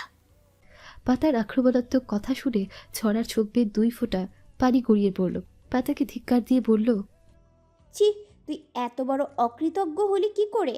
আমি তো তোর খারাপ হোক সেই কাজ কখনোই করিনি, তাহলে তুই আমার ব্যাপারে এত নোংরাভাবে ভাবতে পারলি? প্রিন্স কিছু টাচ করতে পারলো এই মুহূর্তে 2 বোনের মাঝে বাকবিতণ্ডার সৃষ্টি হবে, তাই নিজের বউকে ধমক দিয়ে বলল, পাতা, থামবে তুমি প্লিজ? তোমরা 2 বোন এবার থামো, চুপচাপ দুজনে ঘরে বসে থাকো। এখন কেবল সকাল 8টা বাজে, আমরা 9:30-এর দিকে বাসা থেকে বের হব ভার্সিটির উদ্দেশ্যে। অন্যদিকে জোহান বাসায় যাওয়ার পর ওর বাবা জিজ্ঞেস করলো, কিরে বাবা, আমার বৌমা কোথায়? তাকে তো দেখছি না। ও বুঝেছি, দরজা দাঁড় করে রাখছিস, বরণ করে আনতে হবে বুঝি। জোহান বাবাকে ঝরিয়ে ধরে ভাঙা হৃদয় মনুক্ষুণ্ণ করে বলল, বাবা ছলনাময়ী আমাকে ভালোবাসে না, ও শুধু ওর প্রয়োজনে আমাকে ব্যবহার করে। ঝরা স্বার্থপর একটা রহস্যময়ী ছলনাময়ী নারী। কিন্তু বাবা, আমি যে এই রহস্যময়ী ছলনাময়ীকে বড্ড বেশি ভালোবেসে ফেলেছি। ছলনাময়ীকে ছেড়ে এক মুহূর্ত থাকার কথা কল্পনাও করতে পারি না। মেয়েরা এমন ছলনাময়ী কেন হয় বাবা? মেয়েরা এমন ছলনাময়ী কেন হয় বাবা? বলতে পারো? আমি যে আমার জীবনে খুব করে ছলনাময়ীকে চাই, কিন্তু সে আমার ভালোবাসাটা কিছুতেই বুঝতে পারছে না। ছেলের কষ্ট দেখে বাবারও প্রচণ্ড কষ্ট হচ্ছে আর মনে মনে ঝড়ার উপর রাগ প্রকাশ করছে। নাজমুল সাহেব বলল, স্যার আমাকে আর চোখ মুছ, জরার বাসায় ঠিকানা দে আমাকে। আমি আজই ওর বাবার কাছে যাব বিয়ের প্রস্তাব নিয়ে। মেয়েটা ফাজলামি পেয়েছে, যখন খুশি যেভাবে খুশি আমার ছেলেকে ব্যবহার করবে। ভালোবাসার কোনো মূল্য নেই নাকি? না বাবা, তুমি এমনটা করবে না। যেদিন ও এসে আমার বুকে ঝাঁপিয়ে পড়ে বলবে আমি তোমাকে ভালোবাসি, সেদিনই আমি ওকে গ্রহণ করব, তার আগে না। আমি কারো ভালোবাসা জোর করে পেতে চাই না। ছড়াকে বুঝতে দাও আমি ওকে কতটা ভালোবাসি। একটা কথা বলতো। কি কথা? বলো বাবা, আজ আমি তোমার সকল প্রশ্নের উত্তর দেব। ভালোবাসি কথাটা কি কখনো বলেছিস জরাকে? বাবা, আমি মুখে কেন বলবো? ও কি বোঝে না আমি ওকে ভালোবাসি? ও ও আমাকে ফোন করা মাত্রই ছুটে গেলাম, ওকে নিয়ে পালিয়ে গেলাম, হোটেলে একসঙ্গে একই বিছানায় রাত কাটালাম, ওকে বুকে জড়িয়ে নিয়ে ঘুমালাম যাতে ও ভয় না পায়। তারপরও যদি এই ভালোবাসা না বোঝে তাহলে আমি আর কী বা করতে পারি? আর কিভাবে বুঝাবো ওকে আমি ভালোবাসি? তবে সবচেয়ে আশ্চর্যের বিষয় কি জানো? ও যে আমার সাথেই পালাবে তাহা ওর বাবা জানতো। ইভেন ওর বাবাই ওকে আমার সাথে পালাতে সাহায্য করেছে। ছেলের কথা বাবা বেশ আশ্চর্য হলো আর বলল, কি বলছিস তুই এসব? তোর মাথা ঠিক আছে তো? ওর বাবা পালাতে সাহায্য করেছে মানে? ওর বাবা যদি তোর সাথে পালাতে সাহায্য করে তাহলে তোকে বিয়ে করলো না কেন? সেটাই আমার মাথায় আসছে না। হ্যাঁ বাবা, আমি সত্যি বলছি। আর আমার মাথা পুরোপুরি ঠিক আছে, কিন্তু একটা ব্যাপারের সমীকরণ কিছুতেই মিলাতে পারছি না। এই ঝরা আর ফুলের মাঝে বড় একটা রহস্য লুকিয়ে আছে, কিন্তু কী সেই রহস্য আমি ঠিক ধরতে পারছি না। সেদিন নাকি শুভ ঝরা আর ফুলকে রিভা সেদিন নাকি শুভ ঝরা আর ফুলকে রিভলভার চালাতে দেখেছে। মনের ভিতর খুব করে খটকা লাগছে। কে এই মেয়ে দুটো? ওরা কি সন্ত্রাসী বাহিনীর কেউ নাকি অন্য কিছু? আমাকে যে ওদের রহস্যটা উদ্ঘাটন করতেই হচ্ছে। বাবা, আমি আজ 2টার পর এক জায়গায় যাব, ফিরতে রাত হয়ে যাবে, তুমি টেনশন করবে না। আচ্ছা ঠিক আছে, এখন ফ্রেশ হয়ে আয়, বাপ বেটা একসাথে নাস্তা করব। ওকে বাবা। আর একদিকে ফুল ছড়াকে ছাড়া একা একা বোর হচ্ছে। এভাবে একা একা বসে থাকতে ভালো লাগছে না, কিছু একটা তো করতে হবে, কারণ চুপচাপ বসে থাকার তো মেয়ে ফুল না। কি করবে ভেবে পাচ্ছে না। ওদিকে শাপলা পড়ে পড়ে ঘুমোচ্ছে। হঠাৎ ফুল শাপলার ঢিতব্যের উপর লাথি মারা শুরু করলো আর বলছে, উঠ ওঠ পেতনি তাড়াতাড়ি। তো এত ঘুমাস কি করে সেটাই বুঝি না। শাপলা লাথি খেয়ে হকচকিয়ে উঠে বসলো, চোখ কচলাতে কচলাতে বলল, কি হয়েছে? লাথি মারছিস কেন? তোর জন্য কি একটু ঘুমাতেও পারবো না? ওঠ শালি আর ডান্স কর, অনেক দিন তো ডান্স দেখি না, আজ তুই আমাকে ডান্স দেখাবি। শাপলা কপাল খুঁজছট করে সরু চোখে ফুলের দিকে দৃষ্টি নিক্ষেপ করে বেশ খানিকটা উঁচু স্বরে বলল, তুই পাগল হলে নাকি? এত সকালে ডান্স করব? পারবো না। তাছাড়া বাসায় পাতার বাবা, মা, ভাই, বড় আম্মু আছে, ভুলে গেলি নাকি? ফুল একটা লটকিয়ার ভাব দিয়ে একটা লাঠি নিয়ে এসে বলল, তুই ডান্স করবি নাকি মার খাবি? লাঠি দেখে শাপলা ভয় পেয়ে গেল। বেচারি অসহায় কণ্ঠে বলল, এই না, মারিস না আমার লক্ষ্মী বোন, আমি ডান্স করছি। এরপর ফুল গাছ চালালো, বড়ি মুশকিল বাবা বড়ি মুশকিল, খুঁড়ি খুঁড়ি গাল পেয়ে কালা কালা তিল। শাপলা কাঁধের উপর থেকে ওটা ফেলে ডান কোমরে বেঁধে দিয়ে বিরক্তিকর একটা দীর্ঘশ্বাস ফেলে ডান্স করা শুরু করলো। জয় এত সকালবেলা গানের শব্দ শুনে রাগে কটপট করতে শুরু করলো আর বলল, এত সাত সকালে এত জোরে গান শুনছে কে? ইডিয়েটের দল, দাঁড়াও দেখাচ্ছি মজা। বলে বের হলো জয়। কোথা থেকে আসছে শব্দটাতে অনুসরণ করে হাঁটতে লাগলো। হাঁটতে হাঁটতে ঝড়াদের ফ্ল্যাটে ঢুকে পড়লো। ছড়ার রুমে উকি মারতে দেখলো শাপলা ডান্স করছে। জয় শাপলার ডান্স দেখে বিস্মিত দৃষ্টিতে তাকিয়ে রইল। মনের মাঝে যেন অন্যরকম অনুভূতি কাজ করছে। মনে মনে বলে, এ তো পুরো মাধুরী দীক্ষিত। ডান্স অর্ধেক হতে ছড়ার বাবা বড় আব্বু উঠে পড়লো। গত রাতের ঝামেলার কারণে তাদের সারা রাত ঘুম হয়নি। ফজরের নামাজ পড়ে তারা 3জন পাত্র ঘুমালো। উচ্চ আওয়াজের গানের শব্দ শুনে ঘুম ভাঙল। ছড়ার মা তো প্রচণ্ড রেগে আছে। ছড়ার বাবা মাকে দেখা মাত্রই চলে গেল। ছড়ার মা জানে আসমা বেগম বলল, ফুল, শাপলা সকাল সকাল এই সমস্ত বেয়াদবির মানে কি? ফুল জবাবে বলতে যাবে, আন্টি আমি তো আর কিছু বলার সুযোগ পেল না। তার আগেই আসমা বেগমের পড়ল এক ধমক। চুপ বেয়াদব মেয়ে, একদম উচ্ছনে চলে গেছ। তুমি আমার মেয়েটার মাথা খেয়েছ। সারাক্ষণ দুজন আঠার মতো ছিপকে থাকো আর মাথার মধ্যে কুবুদ্ধি কিলবিল করতে থাকে। সত্যি করে বলো, ঝড়াকে পালাতে তুমি সাহায্য করেছ? ফুল ঝড়ার মায়ের কথাগুলো শুনে চোখের পানি ধরে রাখতে পারল না। ফুল মাথার নিচু করে চোখের পানি ঝরাচ্ছে। আরমান সাহেব তার স্ত্রীকে হালকা ধমক দিয়ে বলল, আসমা হচ্ছেটা কি এসব? তুমি শুধু শুধু মেয়েটাকে দোষারোপ করছো, ওর কোনো দোষ নেই। এবার আসমা বেগম তার স্বামীর উপর বেজায় ছুটে যায় আর বলে, তুমি চুপ করো। সব কিছুর মূলেই তুমি। মেয়েকে আদর দিয়ে বাদর তৈরি করেছ।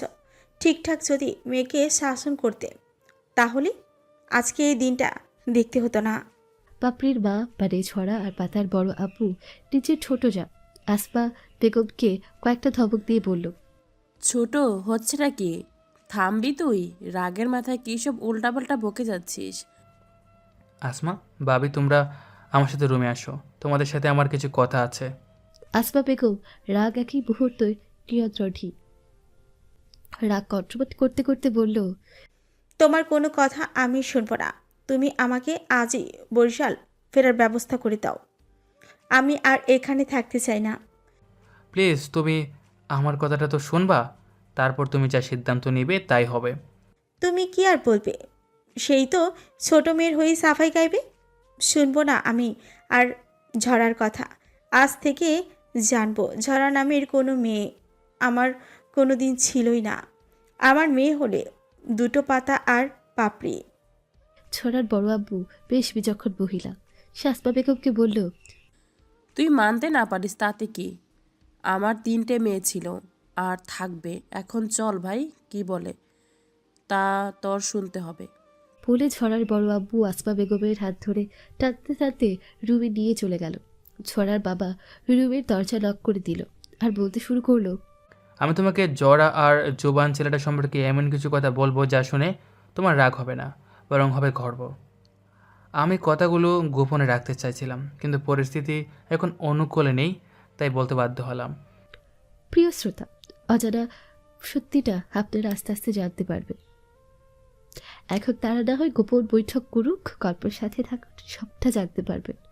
ছড়ার মা কথাগুলো শুনে কেঁদে দিল আর বলল, তুমি কথাগুলো আগে কেন বলনি? তাহলে তো মেয়েটাকে ভুল বুঝতাম না। আমি ভেবেছিলাম জরাও হয়তো ডাক্তারকে ভালোবাসে, তাই বিয়েটা দিয়ে দিতে চাইছিলাম। এদিকে পাতারও বিয়ে যেহেতু ঠিক হয়ে গেছে, তো দুই বোনের বিয়ে একসাথে হোক। কিন্তু বিয়ের দিনই তো জরা আমাকে বলল পাপড়ি ডাক্তারকে পছন্দ করে ভালোবাসে, আর জরা ডাক্তারকে ভালোবাসে না। এখন বাবা হয়ে বড় মেয়ের কষ্টটা সহ্য করে কী করে তুমি বলো? ছোটো মেয়ে সে তো তার স্যারকে মন দিয়ে বসে আছে অনেক আগেই, তাই চাইনি 4টা জীবন নষ্ট হোক। এজন্য আমি নিজের হাতে নিজের ছোটো মেয়েকে বিয়ের আসর থেকে পালাতে সাহায্য করি। ঝড়ার বড় আব্বু কিছুটা সময় ভেবে বলল, ভাই, আমার মনে হয় তোমার কিছু একটা ভুল হয়েছে। ইমরুজ কিন্তু ঝরাকে ভালোবেসে বিয়ে করতে চেয়েছিল, পাপড়িকে না। আমি জানি না আমার মেয়েটার কপালে কি আছে। ভালোবাসা কোনোদিন একতরফা না। আসফা বেগম তার বোনের মতো যাকে সান্ত্বনা দিয়ে বলল, বড়াপা, তুমি চিন্তা করো না। আমার পাপড়ি মায়ের উপর পুরো বিশ্বাস আছে। ও স্বামীর ভালোবাসা আদায় করে নিতে পারবে। ঝরার বাবা, তুমি ঝরাকে ফোন করো, ওকে বাসায় আসতে বলো। যা হওয়ার হয়ে গেছে। মেয়ের এমন বাইরে বাইরে রাত কাটানো ঠিক না। ছড়ার বাবা ঝড়াকে ফোন করলো। ফোনটা রিসিভ হতেই সে মেয়েকে বলল, হ্যালো মা, তুই কই? বাবা, আমি পাতার বাসায় আছি। তুমি কেমন আছো? মা, আমি ভালো আছি। তুই তোর মায়ের সাথে কথা বল। আরমান সাহেব ফোনটা তার স্ত্রীর হাতে দিল। ছড়া মায়ের আলাপ পেয়ে প্রথমেই জিজ্ঞেস করলো, মা, তুমি কেমন আছো? ভালো আছি। তুই কই মা? বাসায় আয়। মা, আমি পাতার বাসায় আছি। আচ্ছা, আমি বাসায় আসব, তবে আগে ভার্সিটি যাব, তারপর বাসায় আসব। আর কিছু বলবা? আর কিছু বলবো না, রাখি। ফোনটা কাটার পর পাতা জিজ্ঞেস করলো, কে ফোন করছিল? মা ফোন করে বাসায় যেতে বলছে।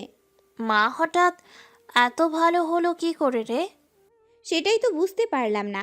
মায়ের কথায় কোনো রাগ অভিমানের ভাষা খুঁজে পেলাম না। হইছে, এত বিশ্লেষণ করতে হবে না। এখন রেডি হও, ভার্সিটিতে যাব। আর হ্যাঁ পাতা, তুমিও কালো শাড়ি পরবা।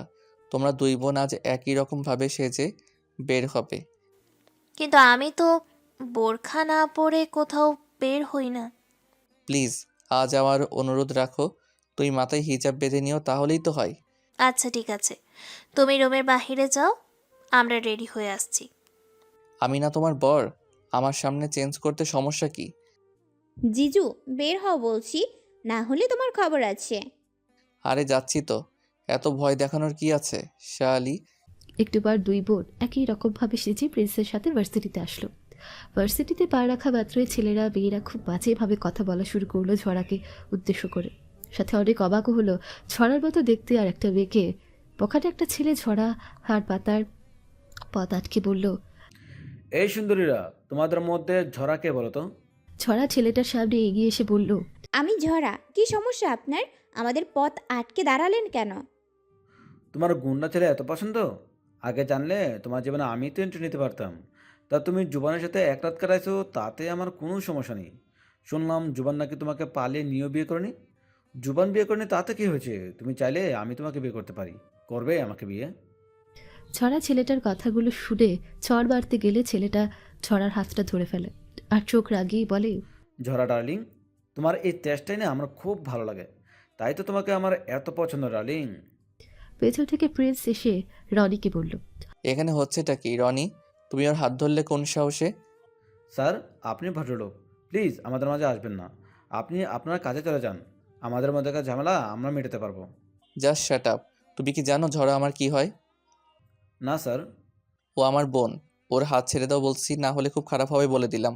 সরি স্যার, আমি জানতাম না ঝরা আপনার বোন। আমি আসি। আমি গাড়ি পার্ক করতে গেছি, তার মধ্যে এত ঝামেলা হলো। আর শোনো রনি, তুমি আর কখনো ঝড়ার দিকে হাত বাড়ানোর চেষ্টা করবে না। হ্যাঁ, আমি ভদ্রলোক, তবে সেটাকে আমার দুর্বলতা মনে করবে না একদম। আশা করি কি বলতে চাইছি তা তুমি ভালো করেই বুঝতে পারছো। জি স্যার।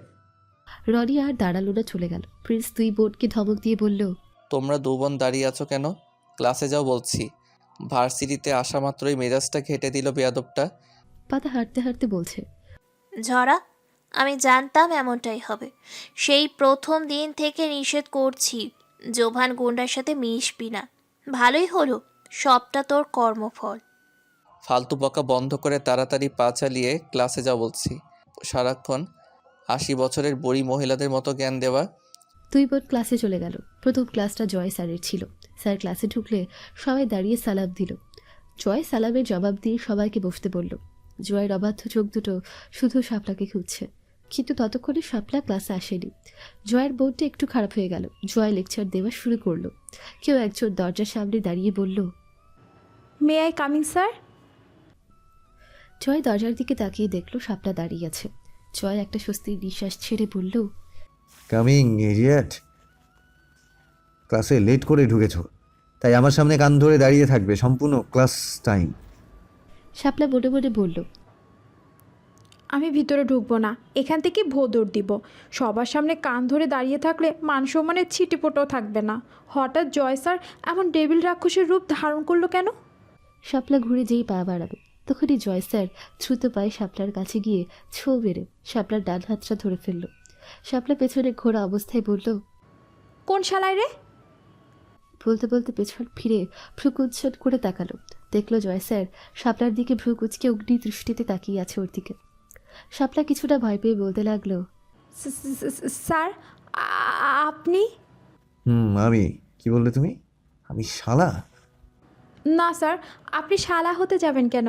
শালা তো আমি, থুক্কু শালি। উল্টো পাল্টা না বকে যা বলছি তাই করো।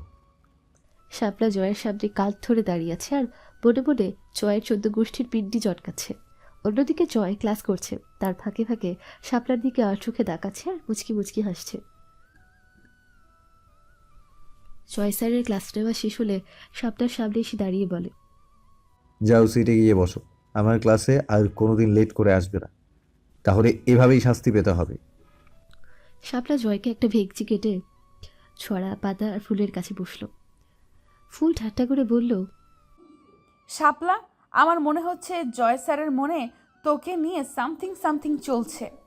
ছড়া আর পাতা ফুলের কথাই সায় দিল।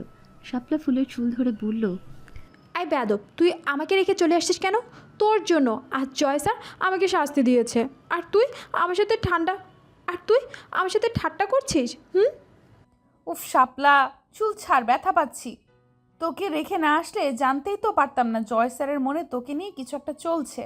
শাপলা আরো বেশি রেগে গিয়ে বলল, একদম ফালতু কথা বলবি না। জয় স্যার কোন দুঃখে আমাকে ভালোবাসতে যাবে? শয়তান মেয়ে, মনের মাঝে খালি শয়তানি বুদ্ধি। তোকে কে বললো ফালতু কথা?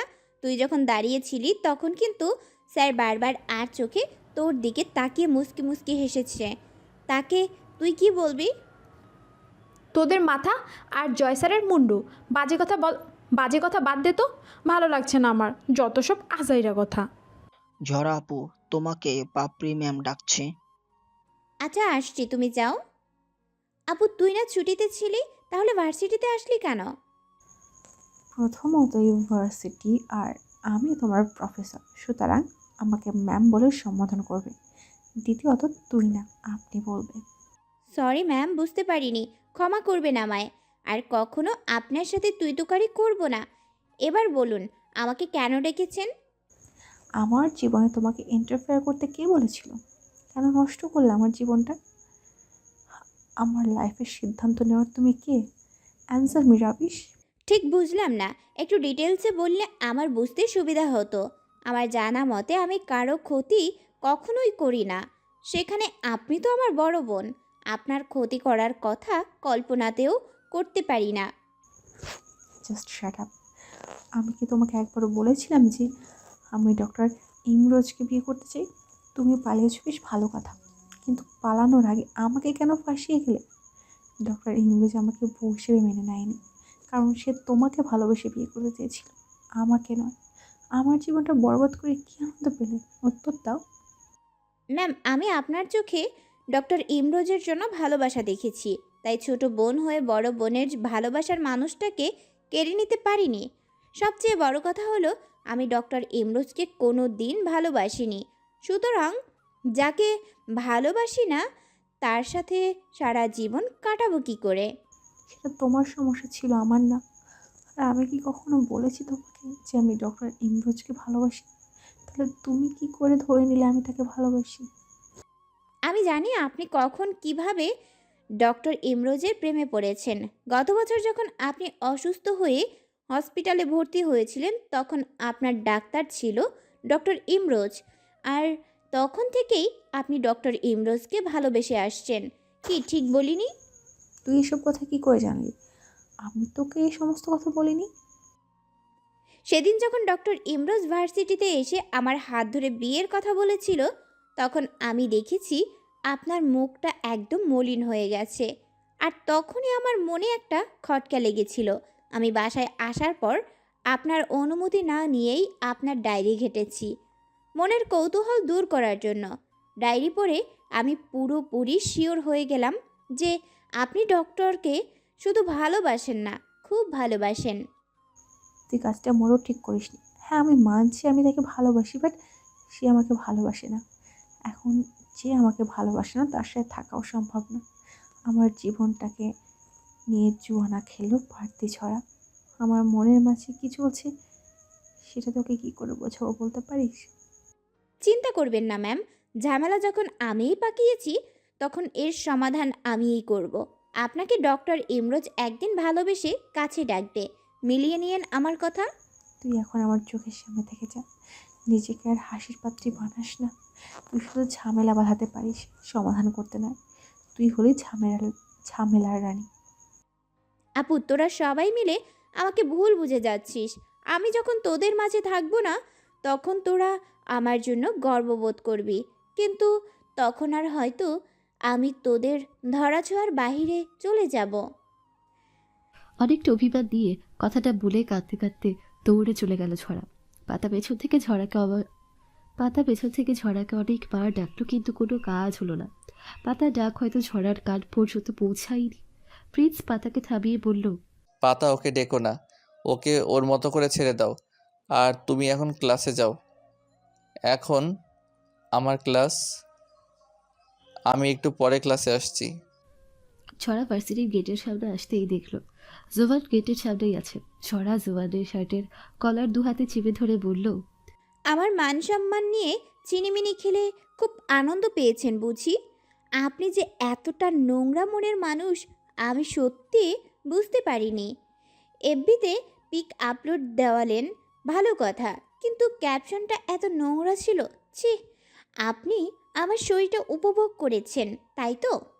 ছড়া জোয়ানের কলার ছেড়ে দিয়ে বুক থেকে শাড়ির আঁচলটা এক টান দিয়ে সরিয়ে বলল, এই নিন, এখন সবার সামনে ভোগ করেন আমাকে। আপনি তো এটাই চেয়েছিলেন। আমি আপনাকে বাধা দিব না। ঘৃণা করি আমি আপনাকে, খুব ঘৃণা করি। জোবান ঝড়াকে সজোরে একটা থাপ্পড় মেরে শাড়ির আঁচলটা ঝড়ার গায়ে জড়িয়ে ওকে দু হাতে বুকের সাথে মিশিয়ে নিয়ে বলল, সরি ছড়া, আমি বুঝতে পারিনি ব্যাপারটা এতটা খারাপের দিকে যাবে, কিন্তু একটা মেয়ের সর্বস্ব লুটে নিব এতটা কাওয়ার্ড আমি নই, বিলিভ মি। জোবান ছড়াকে ছড়িয়ে ধরাতে ছড়ার খুব অস্বস্তি হচ্ছে। ছড়া উচ্চ স্বরে চেঁচিয়ে বলতে লাগলো, ছাড়ুন আমাকে। আপনার বুকে মাথা রাখতে এখন আমার শুধু ঘৃণা হয়। ছাড়ুন বলছি। আমি আপনাকে এখন আর ভালোবাসি না। গুন্ডা গুন্ডাই হয়, সে কখনোই ভালো মানুষ হতে পারে না। সোফা ছড়ার কথায় কষ্ট পেয়ে ছেড়ে দিল ঝড়াকে। ছড়া কাঁদতে কাঁদতে বাসায় চলে গেল। জোভানো ভার্সিটি থেকে বেরিয়ে পড়ল অজানা কিছু রহস্যের খোঁজে। ছড়া বাসায় আসলে বা ওকে ছড়িয়ে ধরে বলল, ঝরা, আমাকে ক্ষমা কর মা, আমি তোকে ভুল বুঝেছি। মা, তোমার মাথা ঠিক আছে তো? ক্ষমা চাওয়ার কথা তো আমার, তুমি চাইছো কেন? আমি কিন্তু কিছুই বুঝতে পারছি না। থাক, তোকে আর বুঝতে হবে না। ফুলকই? জানি না মা, আমি আগেই চলে এসেছি, কিন্তু তুমি হঠাৎ ফুলকে কেন খুঁজছো? আসলে আমি না বুঝে ফুলের সাথে খুব খারাপ ব্যবহার করে ফেলেছি। ফুল তখন ওদের বাবের পেছনে দাঁড়ানো ছিল আর বলল, আন্টি, আমি এসে গেছি। আসমা বেগম অপরাধী কণ্ঠে বলল, ফুলমা, আমাকে ক্ষমা কর, আমি না বুঝে তোকে বকা দিয়েছি মা। ছি আন্টি, আপনি এসব কি বলছেন? আপনার জায়গায় আমার মা হলেও হয়তো এইভাবেই রিয়্যাক্ট করতো। আমার তো মা নেই, তাই প্রথমে একটু কষ্ট পেলেও এখন আর কোনো কষ্ট নেই। কে বলল তোর মা নেই? আমি তোর মা। আয় মা, কাছে আয়। ফুল দৌড়ে এসে ঝড়ার মায়ের বুকে ঝাঁপিয়ে পড়ে কাঁদতে লাগলো। এই পাগলি মেয়ে, কাঁদছিস কেন? মা, এটা দুঃখের কান্না নয়, এই কান্না হলো পরম আনন্দের কান্না। আচ্ছা, এবার তোরা ফ্রেশ হয়ে খেতে আয়, আমি তোদের খাবার দিচ্ছি। তোরা আসলি, কিন্তু শাপলা কোথায়? ও আসেনি? না মা, ও আসেনি, হয়তো ক্লাস সবগুলো করে তারপর আসবে। আমরা একটু তাড়াতাড়ি চলে এসেছি। তাহলে তোরা দুজন ওর জন্য একটু অপেক্ষা কর, ও আসলে একসাথে খেয়ে নিবি। আচ্ছা মা, ফুল রুমে চল, কথা আছে তোর সাথে। আসছি। এরপর দুজনে রুমে আসলে ফুল ঝড়ার দিকে জিজ্ঞাসু দৃষ্টিতে তাকালো। তোর আবার কি হলো? হাবলাকান্তর মতো আমার দিকে তাকিয়ে আছিস কেন? কিছু জানার থাকলে বল। স্যারের সাথে ব্যাপারটা কি হলো? স্যারের সাথে কি হলো মানেটা কি? আমি কিন্তু সবটা দেখেছি। একটা কথা জিজ্ঞেস করব? এত ন্যাকামি না করে কি বলবি বল। কিছু মনে করিস না, তুই স্যারের সাথে যেটা করছিস ঠিক করছিস না। তুই স্যারকে ফোন করা মাত্রই সে চলে আসলো, আবার হুমকিও দিয়েছিলি 10 মিনিটের মধ্যে না আসলে ডাক্তারকে বিয়ে করবি। আর স্যার কোনো কিছু না ভেবে তোর ডাকে দ্রুত চলে আসলো। কিন্তু তুই কি করলি? তাকে বিয়ে না করে তার সাথে হোটেলে রাত কাটিয়ে চলে আসলি। কেন তুই স্যারকে ঠকাচ্ছিস? শেষ পর্যন্ত তুইও আমাকে ভুল বুঝলি। আর ঠকাচ্ছি মানেটা কি? আমি কেন তাকে ঠকাবো? এখানে ভুল বোঝার কি আছে? আমি সত্যিটাই বলছি। শোন, তুই এতটা ইনোসেন্ট না যে আমার কথার মানে বুঝতে পারছিস না। একটা ছেলে কখন কোনো স্বার্থ ছাড়াই একটা মেয়ের ডাকা মাত্রই সাড়া দিতে পারে বল তুই? এর উত্তর তোর কাছে আছে? তার আগে বল, আমার পালানোর আগ মুহূর্তের কথা তুই জানলি কি করে? তুই যা যা বললি তা শুধু আমি আর বাবাই জানি, আর কেউ জানে না। একটা কথা মাথায় রাখিস, আমিও কিন্তু তোর মতো গোয়ে ও। ফুল আর কিছু না বলতে পারল, তার আগেই ঝড়া ফুলের বুকটা চেপে ধরল। একটা হ্যান্ড মাইক এনে দেই, তারপর মাইকে অ্যানাউন্স করে বলতে থাক তুই আর আমি কে, কি করি আমরা। ফুলের চোখ দুটো বড় হয়ে গেল। ও হাত দিয়ে ইশারা করে ছড়াকে বুক থেকে হাত নামাতে বলল। ছড়া হাত সরিয়ে দিল। ও সরি। ফুল জোরে জোরে শ্বাস দিয়ে হাঁপাতে হাঁপাতে বলল, আমিও সরি, তবে তুই যা করছিস একদম ঠিক করছিস না। জোবানের স্থানে যদি আমি হতাম তাহলে তুই সমাজে মুখ দেখানোর অবস্থাতে থাকতিস না। তখন আমার পায়ে পড়ে বলতিস, হয় আমাকে বিয়ে করো, না হয় আমাকে নিজ হাতে মেরে মুক্তি দাও। গুড, আমাকে সবাই মিলে শুধু ভুলেই বোঝে, আমি আর কিছু মনে করব না। তোর কি দরকার ছিল জোবানের সাথে পালানোর? আমাকে বললেই তোকে নিয়ে সরে পড়তে পারতাম। জোবান হয়তো ভেবেছে তুই তার সাথে পালিয়ে গিয়ে বিয়ে করবি। ওর বাবা হয়তো অধীর আগ্রহ নিয়ে বসেছিল ছেলে আর বউকে বরণ করবে, কিন্তু তার কিছুই হলো না।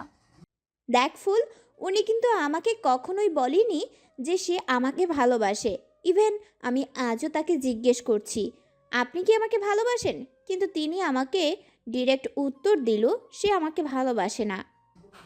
তুই একটা মাথা মোটা, ধুর, তোকে আর কিছু বোঝাতেই যাব না।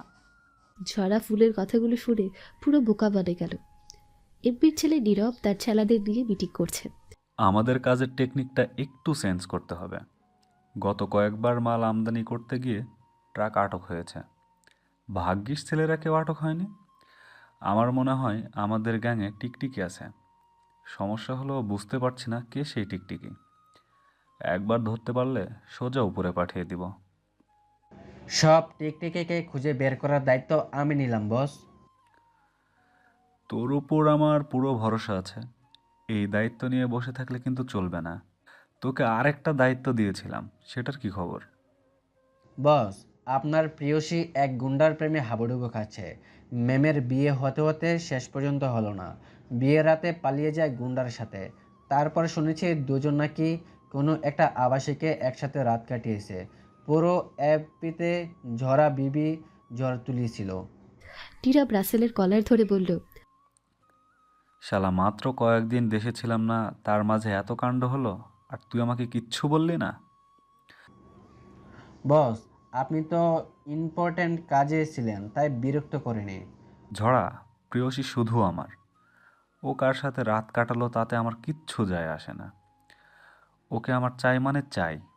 বস, চিন্তা করবেন না, আমি আসি তো। ওকে শুভ, তোমার দায়িত্ব ছিল সেই সিনিয়র সিআইডি অফিসারকে খুঁজে বের করা। পেয়েছো তাকে? বস, তাকে কি করে খুঁজে বের করব? তার নাম ছাড়া তো আর কিছুই জানি না। সোশ্যাল মিডিয়াতে কখনোই ছবিটা পর্যন্ত পাওয়া যায়নি। সেবারের যে অ্যাওয়ার্ড অনুষ্ঠান সে উপস্থিত ছিল না, তার হয়ে অ্যাওয়ার্ড নিল সিআইডি সবচেয়ে বড় অফিসার। এই শালা, তুই কি জানিস এই সিআইডি অফিসারটা আমার কত বড় ক্ষতি করেছে? নারী পাচারকারী চক্রের আমার পার্টনার ছিল আশরাফ ভাইয়া, আর এই চক্রের বামাল সহ ধরেছিল সেই সিআইডি অফিসারটা। সিআইডি অফিসার পুরো গ্যাংটাকে ইনকাউন্টার করেছিল। হারিয়ে গেল আমার প্রিয় বন্ধু আশরাফ। সাথে সাথে বন্ধ হয়ে গেল আমার নারী পাচারের ব্যবসা। আজ রাত 12টায় আবার মাল আমদানি করব, তবে শহর থেকে একটু দূরের একটা গ্রামে। আমরা সেখানে সাময়িক আস্তানা তৈরি করব, তারপর সময় সুযোগ বুঝে মালগুলো শহরে ঢোকাবো। বস, এবার কোন গ্রামকে টার্গেট করলেন? কাঁঠাল বাগান। এবার তোমরা সবাই আসতে পারো, আমি রাসেলের সাথে কিছু পরামর্শ করব। সবাই বের হয়ে গেল। নীরব রাসেলকে বলল, আজ আমি ফাঁদ পাতলাম। তুমি আমাদের গ্যাংয়ের প্রত্যেকটা ছেলের ফোন ট্র্যাক করো। ওকে বস। বস, আর একটা কথা, আমাদের ঝরাবাবির বয়ফ্রেন্ডের খুব ভালো বন্ধু হলো আমাদের গ্যাংয়ের নতুন ছেলে শুভ। এই কথা আগে বলবে না? আচ্ছা, তুমি সবসময় ওর উপর নজর রাখো।